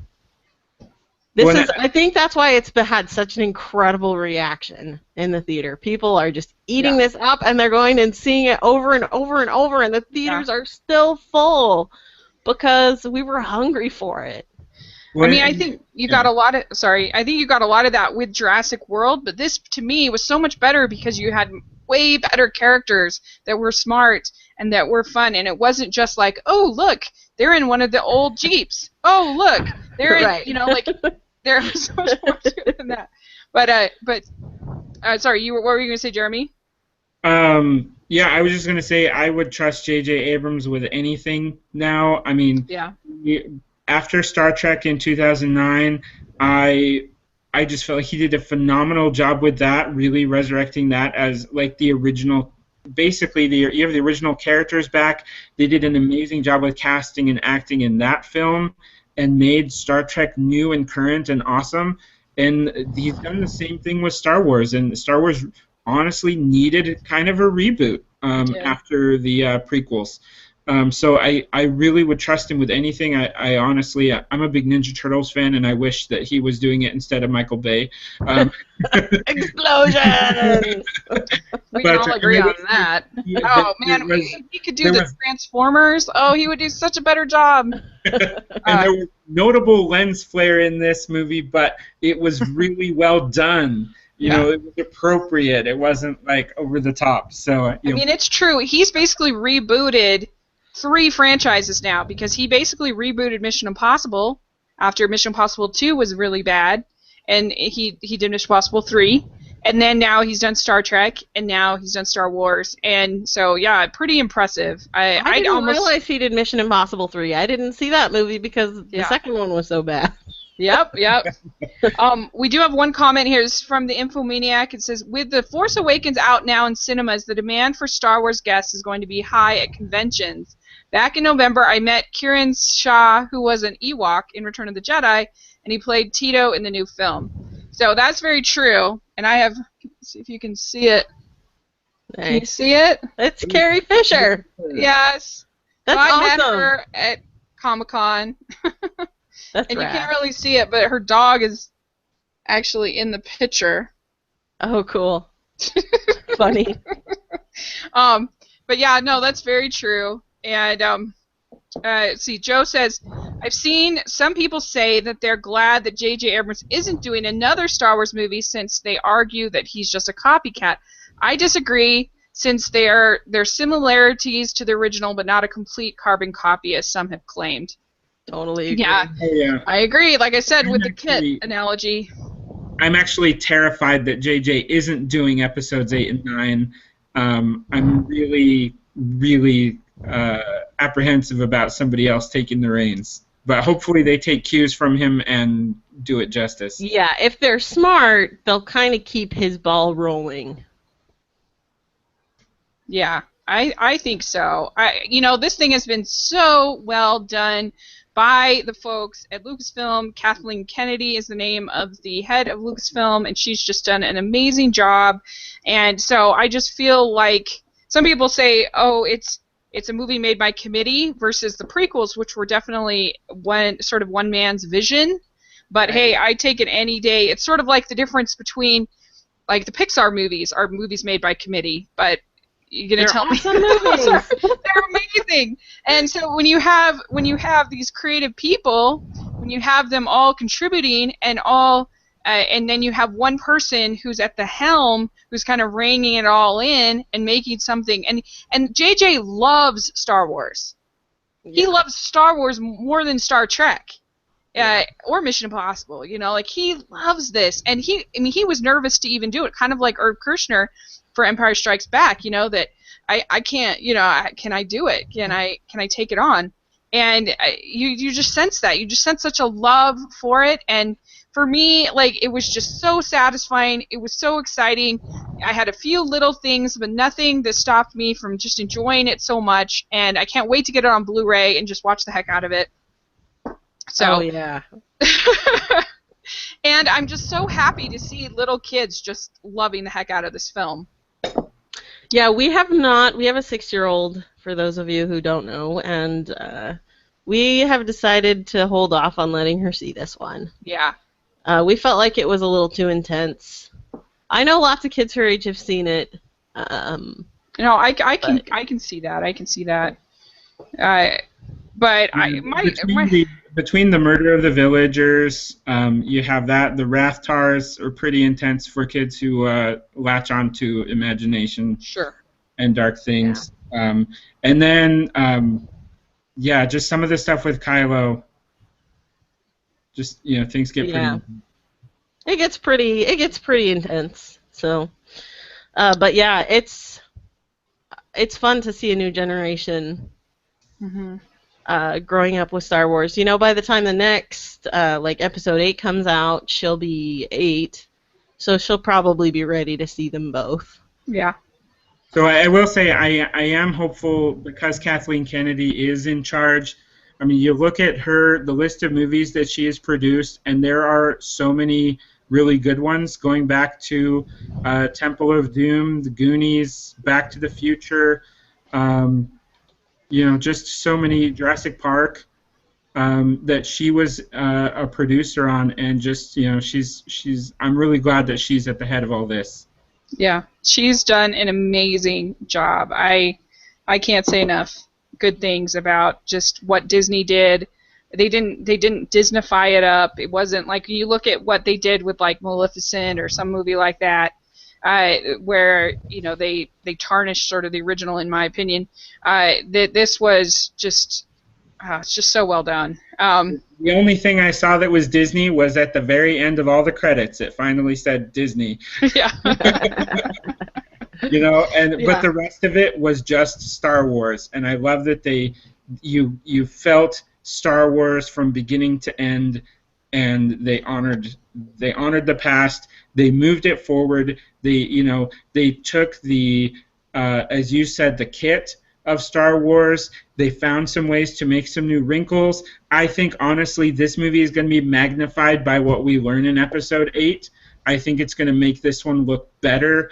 JJ's really good, like going back to his days with Lost and some of the other projects he's been on. Like, he's really good at the reveal, and I think there's a lot of secrets, there's a lot of unknowns that are going to make this movie even better once we know what they are. I agree. That's a good point. All right, so we probably should wrap things up. This has been a really long. But Joe says, yeah, I can't wait to start quoting the movie this coming May the 4th, aka Star Wars Day, along with the other movies. And the Infomaniac says, I doubt I'll ever meet any of the main Star Wars cast members, but at least I've met people like Dave Prowse, Kenny Baker, he's an original Star Wars member, Jeremy Bulloch, and Warwick Davies, who Warwick Davies did have a cameo in the cantina scene, evidently. So, Nice. So, all right. Well, thanks so much. This has been so much fun. I'm actually kind of sad this is our last one. I know. So. Well, we might have to find a new series to go for. Yeah, this I'm was totally the up funnest for one, it. too. I really enjoyed this. It was nice to hash everything out. It really was, wasn't it? So yeah, I'm totally up for it. Maybe before Fantastic Beasts and Where to Find Them, we can hash out the Harry Potter movies or something. That'd be fun. That'd be fun. Yeah, maybe.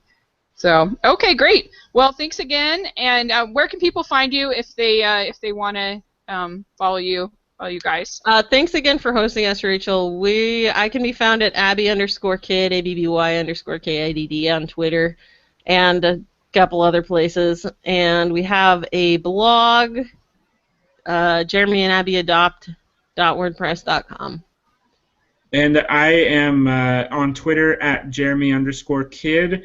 And if you play Xbox Live, Tririte, TRIRITE. Oh, cool. Yeah, I can be found on all the social medias at Smiling LDS Girl. I'll put links down to all of that. You can follow my blog, my movie review blog. It's 54disneyreviews.com. And here on this channel, Rachel's Reviews. And so, yeah, this is really fun. And thanks so much. And, yeah, we will and follow Joe's. I'll put a link down to Joe's channel as well. We really appreciate all of your support throughout all of this, Joe. So thanks so much, and have a great month, I guess. A great time. So, okay, here we go.